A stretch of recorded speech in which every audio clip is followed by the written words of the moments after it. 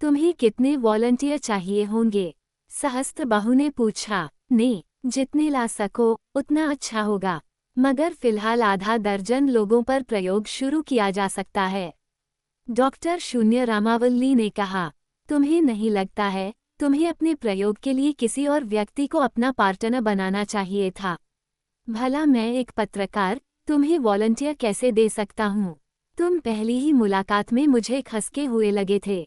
उद्धरण चिन्ह। और इसी खसके हुए आदमी से दोबारा मिलने के लिए तुम पिछले 4 साल से शहर दर शहर भटक रहे थे, नहीं क्या? डॉक्टर शून्य रामावल्ली जानता था कि सहस्त्रबाहु ये प्रश्न जरूर पूछेगा, इसलिए वो जवाब देने के लिए भी तैयार था। भला एक पत्रकार का और वैज्ञानिक का क्या मिलन हो सकता है? दोनों के कार्य और कार्य क्षेत्र अलग है। एक पूरब है तो दूसरा पश्चिम, लेकिन तब भी मैंने तुम्हें चुना है। वो भी किसी विशेष कारण से। जानते हो वो कारण क्या है? कौन सा कारण? तुम वो महत्वाकांक्षी और तरक्की पसंद व्यक्ति हो जो किसी भी हद तक जा सकता है। तुम में एक ललक है सहस्त्रबाहु, तीव्र इच्छाशक्ति है सत्य को जानने की। इसी मजबूत इच्छाशक्ति के कारण मुझे तुम्हारे पास आना पड़ा। मेरा प्रयोग मेरे जीवन और मेरे मरण का प्रश्न है। इसके लिए मुझे तुम्हारे जैसे किसी व्यक्ति की आवश्यकता है। ऐसा नहीं है कि मैंने तुमसे पहले किसी और से संपर्क नहीं किया। मैंने बहुत से अपने और गैर लोगों को जांचने परखने के लिए अपने राज द रियल टाइम मशीन के बारे में बताना चाहा। कुछ इसके बारे में जानते भी थे, लेकिन यकीन मानो मुझे उनसे निराशा हुई। वे लोग किसी न किसी स्वार्थ के कारण मुझसे जुड़ना चाहते थे। फिर मुझे समझ आ गया कि स्वार्थ तो होगा ही, लेकिन तब भी वो सत्य को जानने की ललक, वो इच्छा शक्ति उनमें नहीं थी। कुछ थे, लेकिन मैंने उन्हें खो दिया। मुझे तुम पर भरोसा होता है सहस्त्रबाहु। फिर मैंने तुम्हारा भविष्य देख लिया है। मैं ये जान चुका हूँ, इसलिए मत सोचो कि तुम विशेष हो मेरे लिए। डॉक्टर शून्य रामावल्ली ने सहस्त्रबाहु की आंखों में देखते हुए उसे विश्वास दिला दिया कि उसने सिर्फ और सिर्फ एक विशेष कारण से ही नहीं बल्कि विश्वास के कारण भी उसे चुना है। पर सहस्त्रबाहु के मन में कुछ शंकाएं थी। अगर तुम मेरा भविष्य देख चुके हो तो ये भी सच होना चाहिए कि तुमने खुद का भी भविष्य देखा होगा, और जहां तक मैं सोच पा रहा हूँ, तुम जो भी करना चाहते हो, तुम्हारा प्रयोग या वो जो भी है, तो तुम्हें भविष्य के लिए परिणाम वही देगा जो तय है। मतलब? डॉक्टर शून्य रामावल्ली ने पूछा। मतलब तुम जानते होगे कि तुम अपने प्रयोग में सफल होगे या नहीं। ये तुम पहले से ही देख चुके होगे, है न? सहस्त्रबाहु डॉक्टर की बात गहराई से सोचने लगा था। तुम यही सोच रहे हो, लेकिन एक मिनट, कहीं तुम? डॉक्टर शून्य रामावल्ली कुछ कहता कि सहस्त्रबाहु ने सोचते हुए उसकी बात काट दी। जैसे उसके दिमाग में कुछ कौंध गया था। कहीं तुम कुछ बदलना तो नहीं चाहते?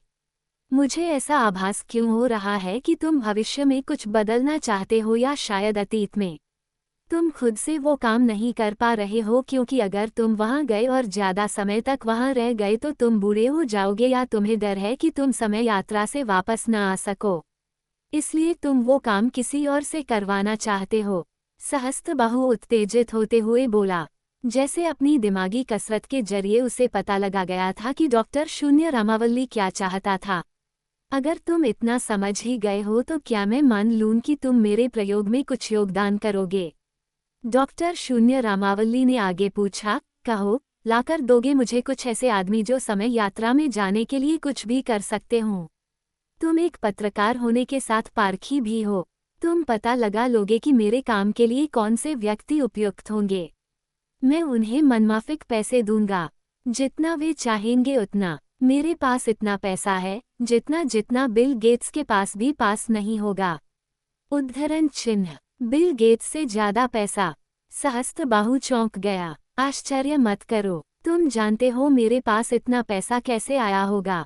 The real time machine, Sahastrabahu के मुख से निकला।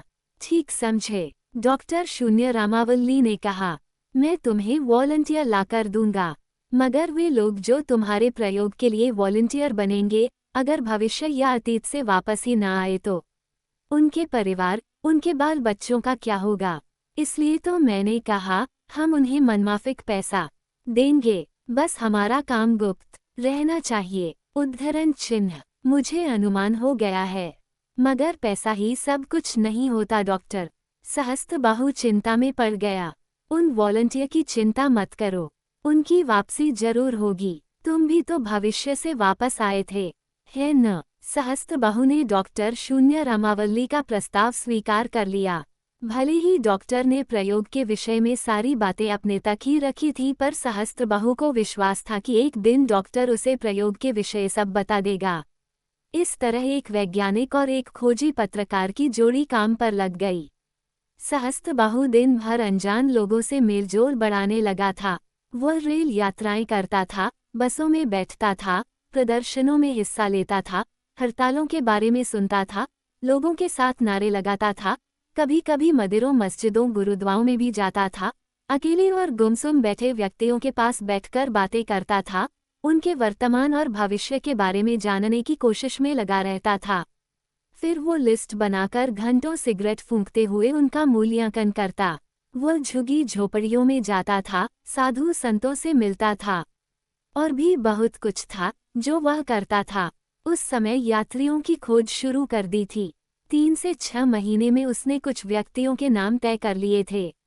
फिर एक निश्चित दिन एक एक करके सभी को डॉक्टर शून्य रामावल्ली से मिलवा दिया। डॉक्टर शून्य रामावल्ली ने सभी चयनित व्यक्तियों का अलग से साक्षात्कार लिया। फिर उनमें से केवल 1 या 2 नामों को समय यात्रा के लिए तय किया। उसने उन व्यक्तियों को चेक काट कर दिए। सहस्त्रबाहु ने देखा कि साक्षात्कार के दौरान चुने गए व्यक्ति एक निश्चित तारीख को उसकी लैब से भेज दिए गए। उन्हें एक टनल जैसी दिखने वाली मशीन से भेजा गया था, पर उनके हाथ में वैसी ही घड़ी बांधी गई थी जैसी डॉक्टर शून्य रामावल्ली के पास थी। सहस्त्रबाहु को वॉलंटियर का टनल से भेजा जाना समझ नहीं आया। डॉक्टर शून्य रामावल्ली अकेले ही टनल को चलाता था। इस बीच सहस्त्रबाहु दूर खड़ा उसे देखता रहता था। टाइम टनल ने उसे हैरत में डाल दिया था। वह गंभीरता से डॉक्टर शून्य रामावल्ली के प्रयोग के विषय में सोचने लगा था। समय एक भ्रम है। 1772, मेहरौली, दिल्ली। 19 कुंभ और एक सन्यासी। पीर की पत्नी अहमदा और जावेद की पर परदादी 2 मेहमानों की आवभगत में लगी हुई थी। वे मेहमान जो उसके लिए सुल्तान तारिक शेख यानी पीर के दूर के भक्त थे, और जो एक लंबा समय तय कर अतीत में पहुंचे थे और जिन्हें पीर ने पहचान लिया था। उनकी मुलाकात जमाली कमाली मस्जिद में हुई थी, जहां से पीर मेहमानों को अपने घर ले आया था। मैंने तो सुना था पीर केवल अल्लाह का नाम लेते हैं। फिर आपने शादी कैसे कर ली? इरफान ने बातों बातों में पीर से पूछा। हा हा हा, पीर से हंसने लगा। मैंने कभी खुद को पीर नहीं कहा। ये तो लोग हैं और उनकी सोच। वे मुझे राह दिखाने वाला समझते हैं, इसलिए मुझे पीर कहते हैं। पीर का एक मतलब राह दिखाने वाला भी होता है। उद्धरण चिन्ह। लेकिन शादी, अल्लाह आप दोनों की जोड़ी सलामत रखे। पर कहाँ आप, जिसके दोनों हाथ नहीं है, और कहाँ अपनी बेइंतहा खूबसूरत बीवी, ये जोड़ी कैसे बैठ गई? इरफान ने फिर पूछा। हाँ, अहमदा बेइंतहा खूबसूरत है। उससे मेरी शादी का किस्सा भी उससे कम खूबसूरत नहीं है। वो दिन तो बहुत ही गजब का था, पीर याद करते हुए बोला। फिर सुनाई न? जावेद ने पीर से गुजारिश की। क्यों नहीं? पीर के ये कहते ही अहमदा दूसरे कमरे में चली गई। पीर ने मुस्कुराते हुए उसे देखा और जावेद से कहा, इसे वो किस्सा नहीं पसंद है। खैर, मैं उस दिन की बात बताता हूँ। एक समय मैं एक सूफी दरवेश के पास उसका चेला हुआ करता था। उसके पास सैकड़ों लोग आते थे, तरह तरह के लोग, आमिर, गरीब, व्यापारी, किसान, भिखमंगे, बीमार, सभी तरह के। वे अपनी परेशानियों का इलाज पाने की उम्मीद से उसके पास आते थे। जब मुझे उसके बारे में पता चला तो मैं भी उनके पास पहुंचा गया। उस वक्त मैं अच्छा खासा बांका और रोबीला जवान था, बिल्कुल तुम्हारी तरह, बस मेरे हाथ नहीं थे, जिस कारण लड़कियां मुझे घास नहीं डालती थीं। मेरी शादी में मेरे हाथ ही एक रोड़ा थे। अम्मी अब्बा कहीं बात भी चलाते तो काम नहीं बन रहा था। मेरे मन में जबरदस्त इच्छा थी कि मेरी जिंदगी में कोई हमसफर, हमनवा आए। यही वजह थी कि जब अम्मी अब्बा से कुछ न हुआ तो मैं उस सूफी दरवेश के पास जाकर हाजिरी देने लगा।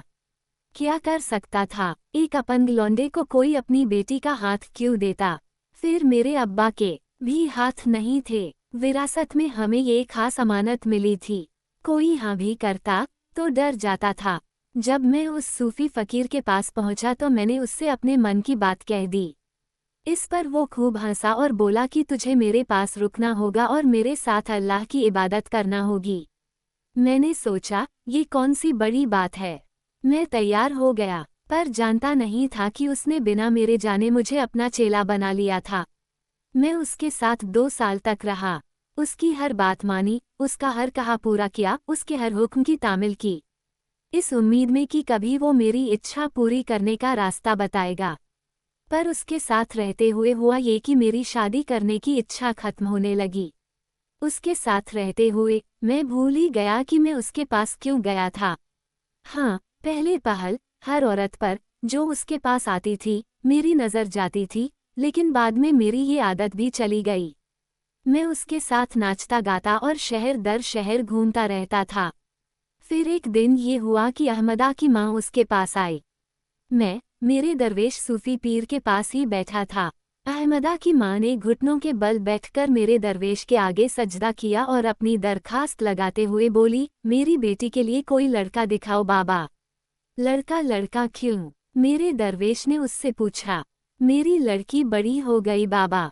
यूं तो बहुत रिश्ते आ रहे हैं, लेकिन मैं चाहती हूँ कि मेरी बेटी का पति अनोखा हो। उद्धरण चिन्ह। अहमदा की माँ के मन में बलवती इच्छा थी कि उसका दामाद औरों के दामाद से बहुत अलग हो, खूब दौलतमंद और रुतबे वाला।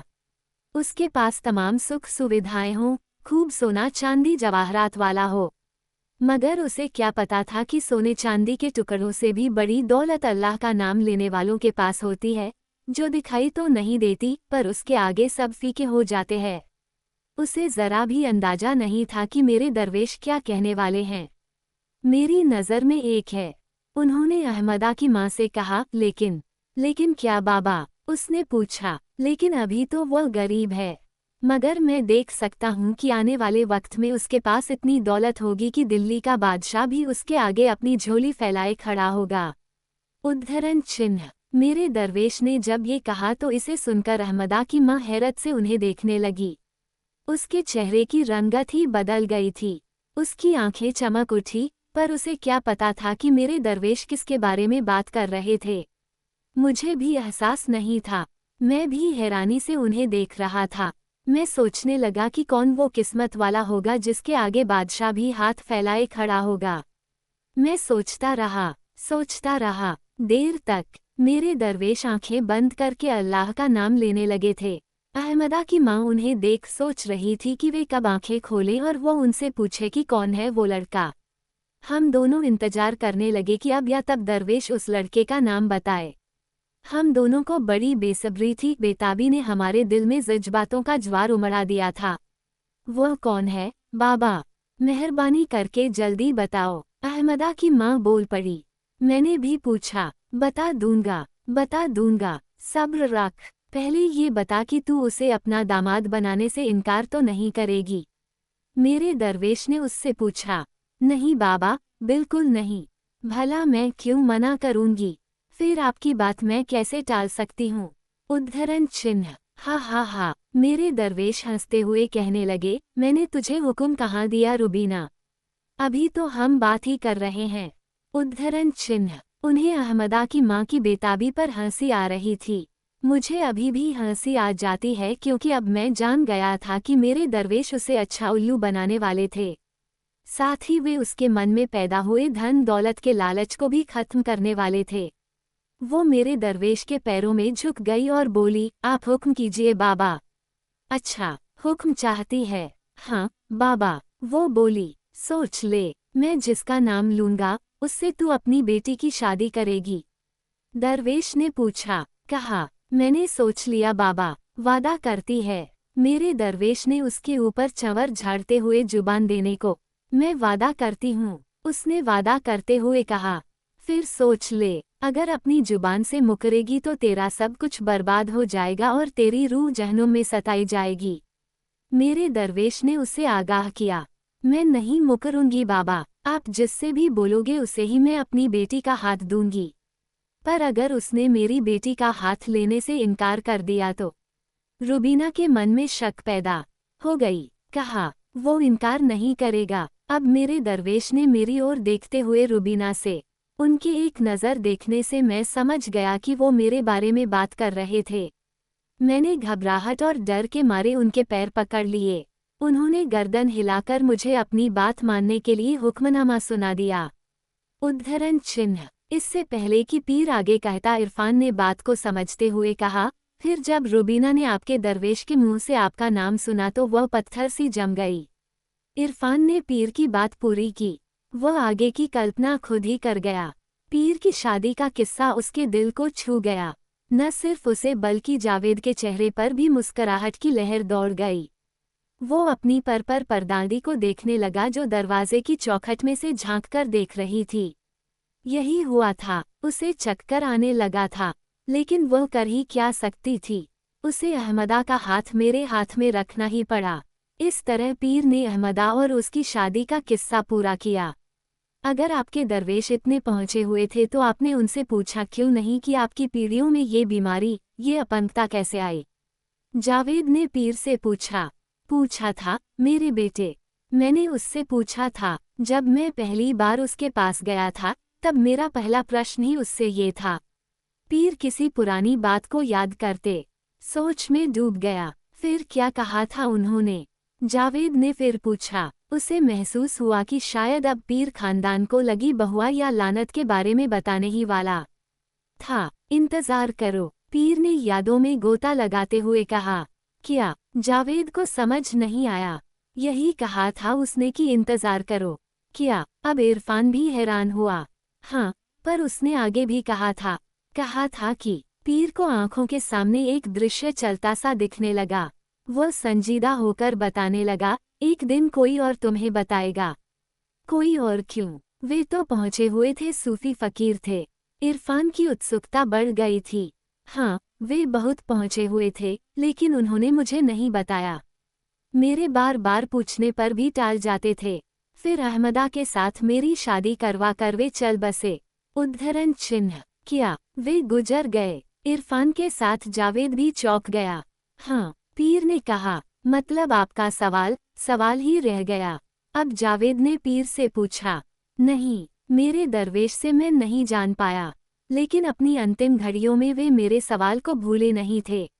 वे जाने से पहले एक इशारा कर गए थे। इशारा कि आने वाले कुंभ के मेले में अवंतिका उज्जैन जाना। वहाँ एक साधु तुम्हें मिल जाएगा। वही मुझे बताएगा कि मेरी पीढ़ियों में ये अपंगता की बीमारी क्यों और कैसे दाखिल हुई। उसने सही कहा था। मतलब आप कुंभ के मेले में गए थे? जावेद ने पूछा। हाँ, मुझे वो साधु वहीं मिला। आज से 16 बरस पहले 1756 ईस्वी में अवंतिका में कुंभ का मेला लगा था। मैं 2 महीने पहले ही यहाँ से अवंतिका के लिए निकल पड़ा था। नागा और दूसरे साधु सन्यासी को देखने की ललक पैदा हो गई थी। सच में उन लाखों इंसानों का सैलाब देखने लायक होता है। झुंड के झुंड में हजारों की संख्या में श्रद्धालुओं की भीड़ पवित्र नदी में डुबकी लगाती है। क्या ही वो एहसास होता है उनको देखने का। मेरे दरवेश के जाने के बाद लोग मुझे उनका उत्तराधिकारी मानने लगे थे। वे मुझे पीर बाबा कहने लगे थे। उन्होंने ही मेरे कहने पर अवंतिका जाने का बंदोबस्त किया था। वो बड़ा ही अनोखा सफर था। जिस दिन मैं अवंतिका पहुंचा उसके 3 दिन बाद कुंभ का पहला स्नान शुरू होने वाला था। लाखों की संख्या में नागाओं को जय भोले, जय शिव शंभू, ओम नमः शिवाय मंत्र का जाप करते देख मेरा दिल अलग ही दुनिया में चला गया था। मैंने कभी इतने नज़दीक से उतने लोग नहीं देखे थे। मेरे दिल को तो वे लोग किसी दूसरी दुनिया से आए आदमी लग रहे थे। उनकी बड़ी बड़ी जटाएं, भारी भरकम त्रिशूल, मोटे मोटे रुद्राक्ष की मालाएं ऐसा भाव पैदा कर रहे थे मानो साक्षात शिव के भूत और गण चले आ रहे हो। कई तांत्रिकों को मैंने देखा, काले वस्त्रों में वे नरमुंडों की माला पहने बेखौफ घूम रहे थे। मैं उन्हें देख दंग रह गया था। मेरे दरवेश ने मुझे उनसे दूर रहने को कहा था, क्योंकि जिन जिन्नात को काबू में रखना उनका रास्ता नहीं था और न वो मेरे लिए उस राह को छोड़ गए थे। मैंने तांत्रिकों को दूर से ही दुआ सलाम किया, पर मेरे साथ आए मुस्लिम लोग उस माहौल को देख भाग खड़े हुए। उन्हें वे नागा बड़े डराने वाले लग रहे थे। उनके जाने पर मैं अकेला रहा गया। मैं कहाँ जाता, मुझे तो मेरे दरवेश के साधु से मिलना था। हालांकि मेरे मन में एक बार ख्याल जरूर आया था कि मैं भी वहां से चला जाऊं, लेकिन तभी मैंने देखा मेरे दरवेश उन्हीं नागाओं के बीच में से चले आ रहे थे। मेरी आंखों को यकीन नहीं हुआ। क्या मैं सपना देख रहा था या मुझे कोई वहम हुआ था? मैं सोचने लगा, पर वो मेरा सपना नहीं था और न ही वहम। मेरे दरवेश सच में मेरे पास आ रहे थे।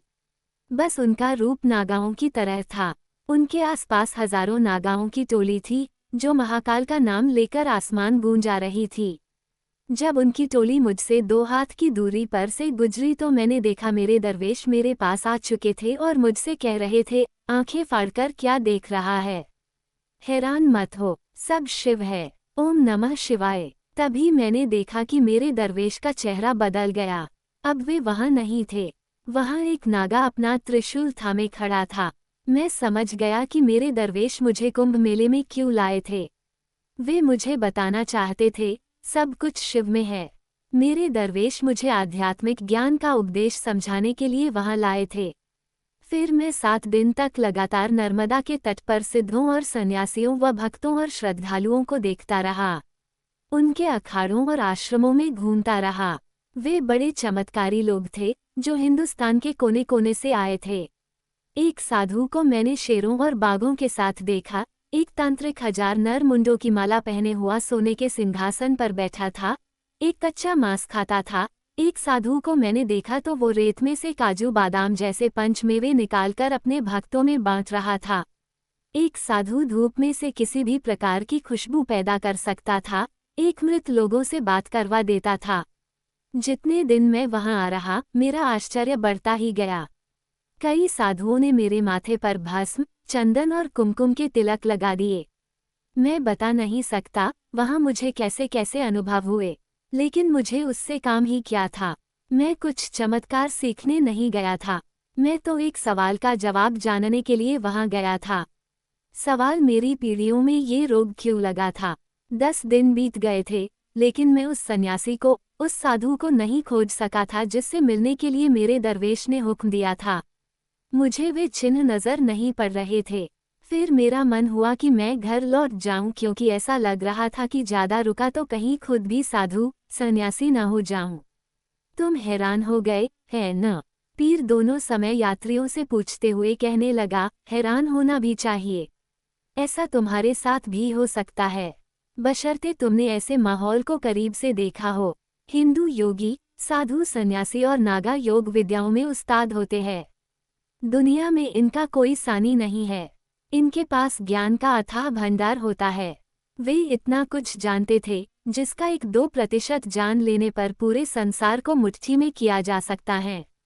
मेरे दरवेश भी वो सब नहीं जानते थे। शायद इसलिए भी उन्होंने मुझे मेरे सवाल का जवाब लेने के लिए कुंभ भेजा था। उद्धरण चिन्ह। अच्छा, आगे क्या हुआ था? ये बातें तो आप बाद में भी बता सकते हैं, जावेद ने पीर को रोकते हुए पूछा। आगे ये हुआ, मेरे बेटे की 12वें दिन मुझे एक साधु नजर आया। वह वैसा ही दिखता था जैसा मेरे दरवेश ने बताया था। वो सबसे अलग थलग था। न उसका कोई अखाड़ा था, न आश्रम। उसके लिए नीला आसमान और हरी धरती ही सब कुछ था, और था तो बेरंग पानी, वो पवित्र सलिला नर्मदा, जिसके तट पर बैठा वो ध्यान में लीन था। मैं उसकी तरफ खींचा चला गया। क्या मैं आपको ही ढूंढ रहा हूँ? मैंने उसके पास जाकर पूछा, पर उसकी आंखें बंद थी। उसने मेरी आवाज नहीं सुनी। उद्धरण चिन्ह। फिर मैंने अपना प्रश्न दोबारा किया, माफ कीजिएगा, आपको तकलीफ नहीं देना चाहता, लेकिन क्या आप वही है जिसे मैं ढूंढ रहा हूँ? उससे मेरा ये पूछना ही बचकाना था, लेकिन कोई और तरीका भी नहीं था। अजीबोगरीब नागाओं और साधुओं के संग रहकर मैं भी अजीब तरह से पेश आने लगा था। मैंने उससे 3 बार पूछा, लेकिन वह शायद समाधि में था। फिर मैं उसकी आंखें खोलने का इंतजार करने लगा। पूरे 3 दिन तक वह अपनी शिला से उठा ही नहीं। वह वाकई सबसे अलग था। मेरा सब खो जाता, लेकिन जाने उसमें क्या था कि मैं खुद भी वहां हिल नहीं पाया। बस उसके समाधि से जागने का इंतजार करने लगा और उसे किसी तरह आंखें खोल देने के लिए तरह तरह के जतन करने लगा। कभी मिट्टी के बर्तन में उसके लिए पानी मंगवाता, कभी कंदमूल या फल का बंदोबस्त करता। मगर कुछ न हुआ। चौथे दिन उसने आंखें खोली। उस वक्त मैं उसके पैरों से थोड़ी दूर थककर सोया हुआ था। उसने मुझे देखा। उसे मुझ पर दया आ गई। शायद उसे मैं किसी बच्चे की तरह लग रहा था। उसने मेरे सिर पर हाथ फेरा। मेरी आंख खुल गई। उसे देखते ही मेरे शरीर की सारी थकान जाती रही, जो उसकी आंखें खोलने की इंतजार में सिर से पांव तक चढ़ चुकी थी। मैंने उठकर उसे सलाम किया। क्या चाहते हो? उसने मुझसे पूछा। एक सवाल का जवाब। मैंने उससे कहा, अवश्य पूछो। उसने मुस्कुराते लेकिन संजीदा होकर कहा, मेरी पीढ़ियों में एक अजीब सी बीमारी है।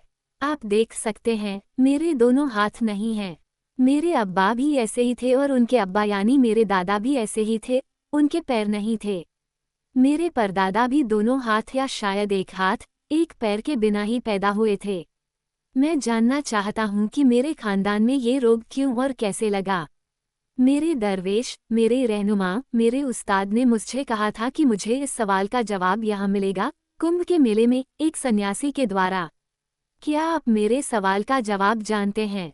मैंने उसे पूछा। इस पर वो मुझे देर तक घूरता रहा। फिर वो बोला, शायद हाँ। उसने कहा और मुझे फिर से घूरने लगा। फिर मेहरबानी करके मुझे बताइए। मैंने उससे गुहार लगाई। इस पर उसने अपनी आंखें बंद कर ली। मुझे लगा कि अब वो फिर से चौथे दिन आंख खोलेगा, लेकिन उसने देर नहीं की। उसने कुछ पलों में ही अपनी आंखें खोली और बताया। पीर एकदम से मौन हो गया। जावेद और इरफान हैरानी से देख रहे थे। पीर उन्हें चौंका रहा था। उन्होंने क्या बताया था, बाबा? इरफान ने आंखें फैलाते हुए पूछा। उन्होंने बताया। पीर चुप हो गया। क्या बताया? जावेद भी हैरत से उसे देख रहा था। उसने बताया कि तुम्हारे खानदान को श्राप मिला हुआ है। पीर ने दुखी होते हुए कहा। श्राप? इरफान और जावेद एक दूसरे का मुंह देखने लगे। हाँ, श्राप। एक ब्राह्मणी का श्राप, उसकी बद्दुआ, उसकी लानतें। उसी के कारण हमारे खानदान में ये लाइलाज रोग लगा। उद्धरण चिन्ह। पीर ने एक बार फिर दोनों समय यात्रियों को चौंका दिया था। समय में लूप होल्स होते हैं। Euro YQES 20। आपकी घड़ी खराब है। फिर एक बार घड़ी की ऊर्जा खत्म हो रही थी, जिस कारण समय सुरंग में यात्रा कर रहे मिसबा और आफताब के रुक जाने का समय आ पहुंचा था। गार्ड्स के आ जाने पर मिसबा को स्टेडियम से जाना पड़ा था, मगर तब तक घड़ी 80% चार्ज हो चुकी थी। जब मिसबा ने घड़ी देखी तो उसका 2150 दर्शा रहा था। स्थान बेंगलुरु था। उन्होंने एक लंबा समय पार कर लिया था। दोनों माँ बेटे एक सुनसान स्थान पर प्रकट हुए थे। प्रकट होते ही उन्हें उल्टी हुई, हमेशा की तरह। वस्तु स्थिति से सामान्य होने के लिए दोनों ने बैग में से पानी की बोतल निकाली व कुल्ला किया और थोड़ा पानी पिया। फिर मिसबा ने आसपास देखा। वे एक कंस्ट्रक्शन साइट पर थे, जहां मशीनें पुरानी इमारतों को गिरा रही थीं। हालांकि थोड़े फासले पर करीब 500-700 मीटर की दूरी पर नई इमारत का काम भी चल रहा था। वहां पीली, नारंगी और हरे रंग के हेलमेट पहने श्रमिक दिखाई पड़ते। अत्याधुनिक मशीनों और ट्रकों के निर्माण सामग्री उठाने, पटकने व रखने का मध्यम शोर मिसबा और आफताब के कानों में पड़ रहा था। हम करीब 100 साल आगे आ गए हैं। मिसबा ने घड़ी को सेट करते हुए आफताब से कहा। सच्ची? आफताब ने डायल पर नजर डालते हुए खुशी प्रकट की। हाँ, और अब मौसम भी साफ है। मिसबा ने घड़ी के डायल को सूरज की तरफ कर दिया। अब वो इमारतों के मलबे को देखने लगी। कार्यस्थल से धूल और सीमेंट की मिश्रित हवा बहती हुई आ रही थी। बड़ी घटिया जगह है। धूल व सीमेंट के मिसबा की आंख और मुंह में समा रहे थे। आफताब ने हवा के झोंके से खुद को बचाने के लिए पीठ फेर ली और खांसने लगा। हमें यहाँ से थोड़ी दूर चलना होगा, उसने खांसते हुए कहा। मुझे भी यही लगता है। चलो, यहाँ से चलें। मिसबा मुंह पर हाथ रखते हुए आगे बढ़ने लगी। शायद वह बाहर जाने का रास्ता है। उसने अपने बाएं एक सड़क देखी जो निर्माणाधीन स्थल से दूर जा रही थी। आफताब अपनी हॉकी स्टिक का सहारा लेकर उसके साथ चलने लगा। मिसबा ने चुनरी से खुद का मुंह ढक लिया और सड़क की तरफ मुड़ गई। कुछ ही देर में वे निर्माणाधीन स्थल से बाहर आ गए। अब वे एक व्यस्त सड़क पर थे, जहां सौर ऊर्जा और बैटरी से चलने वाली चालकर हितकारी उनके सामने दौड़ रही थीं। कुछ कारें उड़ते हुए भी नजर आ रही थीं। कई स्थानों पर रोबोट्स घूम रहे थे। सड़क के आसपास दोनों ओर हरे भरे वृक्ष कतार में लगे थे। एक चालकरहित ट्रक उन्हें पानी देता हुआ आगे बढ़ रहा था। साथ ही वो सड़क भी साफ करता जा रहा था। सड़क के दूसरी ओर कई दुकानें और उनके पीछे इमारतें नजर आ रही थीं। वहां भिन्न भिन्न स्टोर भी थे जो बेहद ही साफ सुथरे और व्यवस्थित लग रहे थे। वाह, कितनी सुंदर जगह है न अम्मी? आफताब के मुंह से निकल पड़ा। हाँ, बहुत सुंदर जगह है। चलो थोड़ा आगे चलते हुए शहर ही घूमा जाए, तब तक ये घड़ी भी चार्ज हो जाएगी।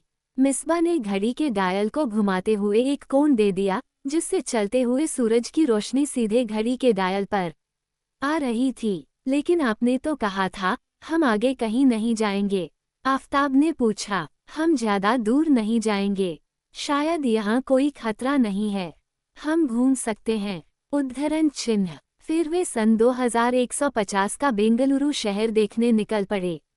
बड़ी बड़ी चमचमाती इमारतें उनके सामने थीं। वहाँ सब कुछ व्यवस्थित था। हाँ, ये जरूर था कि निर्माण के कार्य जगह जगह चल रहे थे। एक और बात थी कि शहर में अधिक भीड़ नहीं थी। ऐसा लगता था जैसे आबादी कुछ घट सी गई थी। वाहनों, दुकानों और इमारतों को देखते हुए किसी स्टोर में प्रवेश कर गए, जहां एक रोबो ने उनका स्वागत किया। स्टोर के अंदर भी रोबोट साफ सफाई करते नजर आए। एक दो रोबोट अपने बुजुर्ग मालिकों के लिए सामान खरीदते दिख पड़े। मिसबा को बदलाव देखकर हैरत हुई। वो साल 2010 में किसी शादी में इस शहर आई थी। उसने कहीं पढ़ा भी था कि भविष्य की दुनिया में रोबोट्स ज्यादा नजर आएंगे, पर उसे नहीं पता था कि वो ये सब इतनी जल्दी देखेगी। डॉक्टर शून्य रामावली के कारण वो इस सुनहरे भविष्य की साक्षी बनी थी। मिसबा को ये देखकर भी बड़ी हैरत हुई कि वहाँ चलने फिरने वाले लोगों के पास मोबाइल नहीं थे। वह मोबाइल जिनसे कि वो और आफताब दिन भर चिपके हुए रहते थे। भविष्य में मोबाइल की जगह हथेलियों पर लगी इलेक्ट्रॉनिक चिप ने और घड़ी जैसे दिखने वाले गैजेट्स ने ले ली थी, जिनसे हवा में ही स्क्रीन बन जाती थी। लोग अपनी हथेलियों को छूते हुए ही मोबाइल ऑन कर बात कर रहे थे। कुछ के पास तो वो भी नहीं था, वे केवल बोलकर चीजों को अपने ढंग से संचालित कर पा रहे थे। मिसबा ने एक और चीज पर गौर किया। उसे अचानक से महसूस हुआ कि आसपास चल फिर रहे लोग उसे और आफताब को घूर रहे थे। पर क्यों, यह मिसबा को समझ नहीं आया। शायद उनके कपड़े अलग थे या कुछ और बात थी। सब लोग हमें देखकर मुंह क्यों बना रहे हैं? मिसबा ने अपनी चुनरी चेहरे से हटाते हुए आफताब से पूछा। शायद हमारे कपड़ों की वजह से। उद्धरण चिन्ह। नहीं, कपड़े नहीं, कुछ और बात है। क्या पता, मुझे नहीं मालूम। आफताब ने अपने कंधे उचका दिए। वे दोनों आगे चलते रहे, फिर किसी स्टोर के पास रुककर सामान देखने लगे। तभी किसी बुजुर्ग महिला ने मिसबा के पास आकर उससे पूछा, माफ करना, लेकिन क्या मैं पूछ सकती हूँ तुम कहाँ से आई हो? मिसबा झिझक गई। मैं MP से हूँ, उसने कुछ रुककर कहा। MP से? महिला बोली, और ये लड़का तुम्हारा है? महिला से आफताब को देखते हुए पूछा। जी, ये मेरा बेटा है, इसका नाम आफताब है। मिसबा ने आफताब के कंधे पर हाथ रखते हुए कहा। Hello aunty. आफताब ने महिला का अभिवादन किया। हेलो बेटा, लगता नहीं कि ये तुम्हारा बेटा है, मुझे लगा ये तुम्हारा भाई होगा। खैर, अच्छा, मैं कह रही थी, बुरा मत मानना, लेकिन ऐसा क्यों लगता है कि तुम गरीब हो? मेरा मतलब, क्या तुम शरणार्थी शिविर से आई हो? महिला ने मिसबा से पूछा। क्या आप हमारे कपड़ों के कारण ऐसा कह रही हैं? मिसबा अपने कपड़ों की ओर संकेत करते हुए बोली। हाँ, वो तो है ही, लेकिन दूसरी वजह तुम्हारा बेटा है। मैं तुम्हारे बेटे को देख रही थी, ये स्टिक के सहारे क्यों चल रहा है? देखो, मुझसे झूठ मत बोलना, पर इसके पैरों को किसी अच्छे से अस्पताल में दिखाना चाहिए। ये फैलने वाला संक्रमण तो नहीं है न? नहीं, आफताब के पैर बचपन से ऐसे हैं, मिसबा ने डरते हुए कहा। उसे नहीं मालूम था कि कोरोना के बाद और भी बीमारियां भविष्य में आई थी जिनने मनुष्यों को ले लिया था। बहुत अच्छी बात है, लेकिन तब भी इसे किसी डॉक्टर को दिखाओ। आजकल तो कटा हुआ पैर भी लग जाता है। बायो रोबोटिक्स में ज़बरदस्त तरक्की आ गई है। मैं खुद इस चीज़ की विशेषज्ञ हूँ। अपना नंबर बताओ, मैं तुम्हें अपना पता भेजती हूँ। मेरे पास फ़ोन नहीं है, मिसबा ने सकुचाते हुए कहा। क्या? लेकिन ये कैसे हो सकता है? महिला को हैरानी हुई। अच्छा, मैं चलती हूँ, ज़रूरी काम से कहीं जाना है, देर हो जाएगी। और मिसबा ने महिला के आगे कुछ कहने से पहले आफताब का हाथ थाम लिया और उसे साथ लेकर स्टोर से तेजी से निकल गई। दरअसल वो घबरा गई थी। महिला उसे दरवाजे से घूर रही थी। बड़ी अजीब महिला थी, कितने सवाल पूछ रही थी। मिसबा ने बड़बड़ाते हुए आफताब से कहा, उद्धरण चिन्ह, मुझे लगता है वो कोई सामान बेचने वाली थी। आफताब बोला, सही कह रहे हो, इसलिए हमें जल्द से जल्द यहाँ से चलना होगा। मिसबा और तेज चलने लगी। लेकिन वो मेरे पैरों के लिए क्या कह रही थी? आफताब ने मिसबा से पूछा। कहा, शायद वो तुम्हारा पैर ठीक करने को बोल रही थी। फिर तो हमें उसके पास चलना चाहिए, आफताब ने उत्साहित होते हुए। हम नहीं चल सकते, उद्धरण चिन्ह। क्यों? आफताब ने मिसबा का हाथ छोड़ते हुए पूछा। क्योंकि अभी हमारे पास वक्त नहीं है और न ही पैसे। आपके पास बैग में कुछ रुपए और जेवर हैं, हम उनसे काम ले सकते हैं। आफताब झट से बोला, हम भविष्य में है आफताब, यहाँ बहुत कुछ बदल चुका है। शायद तुमने गौर नहीं किया, पर यहाँ सभी स्टोर और शॉप में कैशलेस ट्रांजैक्शन चल रहा था। फिर हम यहाँ ज़्यादा देर नहीं रुक सकते, तुम जानते हो क्यों? मतलब? उद्धरण चिन्ह, मतलब हमारी उम्र बढ़ सकती है बेटा। चलो हम वहीं चले जहाँ से आए थे। मिसबा ने आफताब का हाथ पकड़ लिया और उसे साथ लेकर निर्माणाधीन स्थल की तरफ बढ़ने लगी। लेकिन कुछ कदम चलने पर उसे किसी गड़बड़ी का एहसास हुआ। दरअसल वे घूमते हुए कुछ दूर आ गए थे और कई मोड़ लेने के बाद अब मिसबा को याद ही नहीं आया कि वो किधर से आई थी। दोनों रास्ता भूल गए थे। वो साइट कहाँ है? कौन सी? आफताब ने पूछा। जहाँ पर हम आए थे, शायद उधर या शायद उधर। आफताब सोचते हुए संकेत करने लगा। सब तरफ कुछ न कुछ निर्माण चल रहा था। नहीं, हम वहाँ से नहीं आए थे, वहाँ कोई पुल नहीं था, यहाँ तो तालाब भी है। मेरे साथ चलो, मैं देखती हूँ। मिसबा आफताब को सहारा देते हुए तेजी से चलने लगी। वो बार बार घड़ी भी देख रही थी कि वह कितना चार्ज हुई है। उसने कुछ मोड़ लिए, तभी घड़ी में एक बीप का वाइब्रेशन होने लगा, जिसने मिसबा को चौंका दिया। मिसबा ने झट से रुककर घड़ी में देखा। घड़ी के डायल में एक लाल रंग की बत्ती कलाई में कंपन करते हुए जल रही थी। जब कोई समय यात्री किसी विशेष क्षेत्र में तुम्हारे आसपास होगा तो ये टाइम फील्ड वाला डायल एक लाल बत्ती के साथ जलता हुआ तुम्हें उसकी सूचना देगा। फिर तुम्हें घड़ी में बताए जा रहे निर्देशित स्थान पर पहुंचना होगा। मिसबा याद करने लगी कि घड़ी देते समय डॉक्टर शून्य रामावली ने उसे क्या क्या कहा था। क्या ये सच है? कहीं घड़ी बिगड़ तो नहीं गई? मिसबा खुद से कहने लगी। उसे यकीन नहीं हो रहा था कि उसे कोई समय यात्री मिलने वाला था। कहीं ये जावेद तो नहीं? वह सोचने लगी। मिसबा ने डरते हुए डायल के एक बटन को दबाया। ये दूसरा बटन था जिससे डायल पर एक नाम उभर आया, मैत्रेय। ये कौन होगा? वह निराश होकर सोचने लगी। तभी वाइब्रेशन की गति कम होने लगी, जिस कारण उसने फिर से आफताब का हाथ पकड़ लिया और उसे जल्दी से चलने को कहने लगे। हमें घड़ी द्वारा दिखाई गई दिशा में बढ़ना होगा। तुम थोड़ा जल्दी चलो, वरना हम इसे खो देंगे। उद्धरण चिन्ह, मैं चल तो रहा हूँ, आफताब स्टिक पर अपनी पकड़ बढ़ाते हुए बोला। फिर दोनों जितना तेज चल सकते थे चले। डायल द्वारा निर्देशित स्थान का संकेत समझते हुए वे कई सड़कों को पार कर गए। उनकी हड़बड़ाहट को देखकर आसपास के पैदल चलने वालों, वाहन चालकों आदि को हैरानी हो रही थी। उनकी बदहवासी से खींचकर कुछ मददगार लोग आगे आए। उन्होंने मिसबा को मदद की पेशकश की। दोनों माँ बेटे ने मदद लेने से इनकार नहीं कर सके। वे जल्द से जल्द घड़ी द्वारा दर्शाई जा रही दिशा में बढ़ना चाहते थे। करीब 10 किलोमीटर के लंबे और अनदेखे सफर के बाद वे एक मददगार की उड़नखटोला कार से उतरे। उनके सामने सन 2150 का एक अत्याधुनिक मॉल था, जिसका संचालन पूरी तरह से रोबोटिक्स प्रणाली पर आधारित था।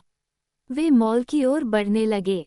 यहाँ भी लोग उन्हें अजीब नज़रों से घूर रहे थे, पर मिस्बा ने उनकी तरफ ध्यान नहीं दिया। गेट पर चेकिंग के दौरान मिस्बा के बैग से पुराने नोट निकले जो साल 2150 में चलन में नहीं थे। उसके बैग से जेवर भी निकले जिनके डिज़ाइन पुराने लेकिन आकर्षक थे। उद्धरण चिन्ह, आप बिल्कुल सही जगह आई हैं। इस कलेक्शन के आपको बहुत अच्छे पैसे मिलेंगे। छठे माले पर एंटीक चीज़ों की शानदार दुकान है। शहर में अपने जैसी एकलौती। रोबोट द्वारा जांच के बाद एक गार्ड ने मिस्बा के बैग के सामान को देखते हुए कहा। क्या सच में? मिस्बा को हैरानी हुई। बिल्कुल। उद्धरण चिन्ह, शुक्रिया, मिस्बा ने मुस्कुराते हुए कहा। शुक्रिया की कोई ज़रूरत नहीं है, ये मेरा काम है। आपके भाई के लिए मैं व्हीलचेयर मंगवा देता हूँ। कहते हुए गार्ड ने हथेली को कान पर छुआया और कुछ ही मिनट में एक व्हीलचेयर आ गई। आफताब ने स्टिक गेट पर जमा करवा दी और व्हीलचेयर पर बैठ गया। व्हीलचेयर अपने आप चल सकती थी, लेकिन तब भी मिस्बा उसे धकियाते हुए आगे बढ़ने लगी, मानो उसे डर था कि कोई हादसा या हंसी उड़ने वाली बात न हो जाए। वो आगे बढ़ी कि तभी गार्ड ने उसे रोकते हुए कहा, वैसे आपका भाई और आपकी घड़ी बहुत सुंदर है। उद्धरण, शुक्रिया, मिस्बा ने फिर से गार्ड का शुक्रिया कहा और फुसफुसाते हुए आफताब से बोली, तुम मेरे भाई हो। उद्धरण चिन्ह, हा हा हा, आफताब हंस पड़ा। मॉल के अंदर घड़ी यानी द रियल टाइम मशीन कुछ ज्यादा ही कंपित हो रही थी। मिस्बा व्हीलचेयर को बेवजह धकेलते हुए लिफ्ट के पास पहुंच गई। दरवाज़ा खुलते ही उसने हर माले पर जाने वाले बटन दबा दिए, जिससे उसके साथ के लोग हैरानी में पड़ गए और उसे अजीब नज़रों से घूरने लगे। अब लिफ्ट जैसे ही किसी माले पर रुकती, मिस्बा अपनी कलाई पर हाथ रखती या डायल में देखती, ये पुख्ता करने के लिए कि उसे किस माले पर रुकना है। लिफ्ट का दरवाज़ा खुलता बंद होता और फिर खुलता। इस तरह वह छठे माले पर पहुंचकर लिफ्ट से बाहर निकली क्योंकि घड़ी उसी माले पर निर्देश दे रही थी। कुछ ही देर में वो दर्जनों स्टोरों को पार करते हुए एक दुकान के सामने रुक गई। वो वही एंटीक चीज़ों की दुकान थी जिसके बारे में नीचे गार्ड ने उसे बताया था। दुकान में कई पुरानी चीज़ें खरीदने और बिक जाने के लिए शेल्फों में सजी हुई थी। मिस्बा आंखें फैलाते हुए दुकान को देखने लगे। वो हैरत में पड़ गई थी। दुकान में नई, नायाब और बहुमूल्य वस्तुएं थीं। आफताब भी विस्मय से उन अनोखी चीज़ों को देख रहा था। दरवाजे के थोड़ा पास जाते ही वह खुल गया। मिस्बा आफताब को लेकर दुकान में प्रवेश कर गई थी। अंदर घुसते ही बाईं ओर काउंटर पर दुकान का मालिक नजर आया। वो किसी पुरानी वस्तु को परख रहा था। आइए, आपका स्वागत है। दुकान के भीतर दाखिल होते ही किसी स्वचालित मशीन ने दोनों का स्वागत किया। आपका बैग रेक में रख दीजिए। दुकान में बैग लेकर प्रवेश करना मना है। मशीन से फिर आवाज आई। आवाज से दुकान के मालिक का ध्यान मिस्बा पर गया। उसने अपना ध्यान वस्तु से हटाकर मिस्बा पर केंद्रित किया। अगर आप कुछ बेचने के लिए लाई हैं तो बैग लेकर आ सकती हैं, वरना आपका बैग रेक में सुरक्षित रहेगा। आप आराम से दुकान घूम सकती है। दुकान के मालिक ने मुस्कुराते हुए दोनों माँ बेटे से कहा। इस पर मिस्बा ने एक पल सोचने के बाद बैग रेक में रख दिया। आपका स्वागत है।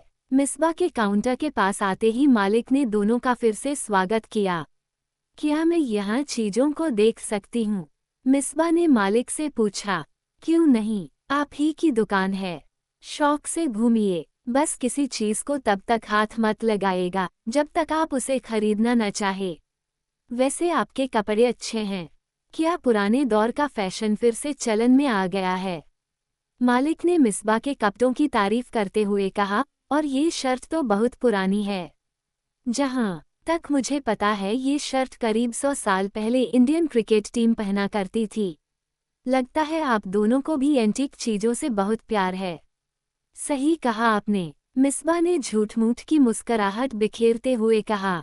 क्या आपको किसी रोबो की ज़रूरत होगी? वो आपको चीज़ों के बारे में बता देगा। वैसे मेरे पास एक आदमी भी है पर इस समय वो कुछ काम कर रहा है। मालिक ने दुकान की एक पंक्ति की ओर नज़र डालते हुए कहा।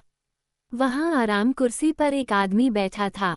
जी शुक्रिया, ज़रूरत हुई तो आपको बुला लूँगी, मिस्बा मालिक से बोली। फिर वो आफताब को लेकर आगे बढ़ने लगी। उसी दौरान दुकान के मालिक की नज़र उसकी घड़ी पर गई। मालिक उसे देखकर थोड़ा अचंभित हुआ। शायद उसने वह घड़ी पहले भी कहीं देखी थी।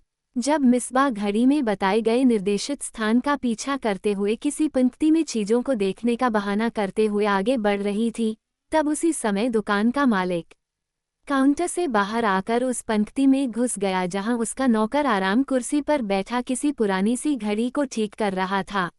वो एक नाटे कद का व्यक्ति था, जिसे मिसबा अंदर घुसते समय नज़रअंदाज कर गई थी।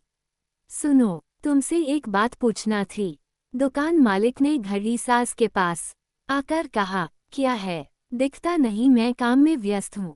आराम कुर्सी पर बैठे व्यक्ति ने बिना अपनी नज़र उठाए दुकान मालिक से कहा। क्या तुमने अपनी घड़ी एक लड़की को बेची थी? दुकान मालिक ने उससे पूछा। क्यों, क्या हो गया? घड़ी साज ने मालिक की बात पर कान नहीं दिए। हुआ कुछ नहीं है, मैं बस पूछ रहा हूँ। बताओ, क्या तुमने घड़ी किसी लड़की को बेची थी? नहीं, वो घड़ी मैंने किसी और को दी। लेकिन तुम क्यों पूछ रहे हो? अब घड़ी साज ने नज़र उठाकर अपने मालिक को देखा। क्योंकि मैंने वैसी घड़ी अभी अभी देखी है। उद्धरण चिन्ह। क्या वाकई? अब आराम कुर्सी पर बैठा वो नाटा सा व्यक्ति चौंका। कहाँ? उसने दुकान में देखते हुए मालिक से पूछा। एक ग्राहक के हाथ में। वो व्हीलचेयर के साथ आगे की पंक्ति में चीजें देख रही है। मालिक ने संकेत करते हुए बताया। क्या सच कह रहे हो?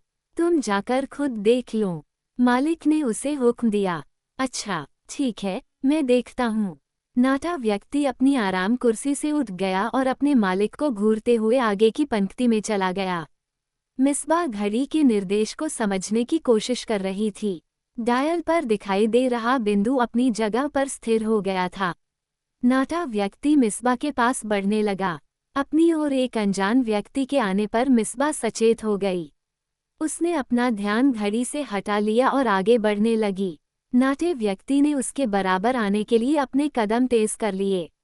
उसकी नज़र मिसबा की कलाई पर जम गई थी और वो बहुत गंभीर बन गया था। मिसबा को आभास हो गया कि नाटे व्यक्ति के साथ कुछ गड़बड़ है। वो और भी ज्यादा सतर्क और सचेत हो गई। वो नहीं चाहती थी कि कोई उसे घड़ी के साथ परेशान होते हुए देखे। माफ़ कीजिएगा, अगर आपको मेरी मदद के लिए भेजा है तो कहना चाहूंगी, आप तकलीफ ना करें, हम खुद देख लेंगे। मिसबा ने मुड़ते हुए उस नाटे से व्यक्ति से कहा। ओह नहीं, आप गलत समझ रही है। मैं आपको कोई चीज़ नहीं दिखाना चाहता। यहाँ ऐसा कुछ नहीं है जिसके लिए किसी सेल्समैन की ज़रूरत पड़े। यहाँ हर चीज़ अपने आप में बहुमूल्य है, बेहद अलग है, एंटीक है। उसे समझने के लिए आपके पास सहज बुद्धि और जज्बात होना चाहिए, जो कि मैं देख सकता हूँ आपके पास है। आप देखिए, जो भी आपको पसंद आए। हर चीज़ के पीछे का अपना एक इतिहास है। इन्हें बहुत अलग अलग जगह से खरीद कर लाया गया है। तीसरे विश्वयुद्ध के बाद इन्हें इकट्ठा किया गया था। उद्धरण चिन्ह। क्या? मिसबा हैरान हुई। हाँ, और अगर आप अपने भाई, माफ़ कीजिएगा, ये आपका भाई है न? घड़ी साज ने आफताब को देखते हुए पूछा। जी हाँ, जी नहीं। मिसबा हड़बड़ा गई। घड़ी साज को मिसबा की कश्मकश पर हैरानी हुई। ये मेरा बेटा है, इसका नाम आफताब है, मिसबा ने संभलते हुए कहा। Hello uncle. आफताब ने घड़ी साज का अभिवादन किया। हेलो, लगता नहीं है कि ये आपका बेटा है। खैर, अगर आप इसके लिए कुछ ढूंढ रही हैं तो भी यहाँ कुछ मिल जाएगा। वैसे ये मध्यम सी कंपन की आवाज़ आ रही है बीच बीच में। क्या ये आवाज़ आपकी घड़ी से आ रही है? घड़ीसाज ने मिसबा की कलाई पर देखते हुए पूछा। मेरे कान जरा तेज है, मुझे बहुत हल्की आवाज़ें भी आ जाती हैं। उसने आगे कहा। जी नहीं तो, मिसबा इनकार कर गई। क्या वो खराब हो गई है? मैं यहाँ ऐसे ही चीज़ों की मरम्मत करता हूँ जो पुरानी लेकिन बहुमूल्य, अनमोल और अनोखी हों। घड़ीसाज ने मिसबा की बात को नज़रअंदाज करते हुए कहा। अब मिसबा ने घड़ी के कंपन की आवाज़ को दबाने के उद्देश्य से उस पर हाथ रख लिया। मुझे लगता है ये खराब हो गई है। घड़ीसाज ने फिर से अपनी बात दोहराई। नहीं, मेरी घड़ी बिल्कुल ठीक है।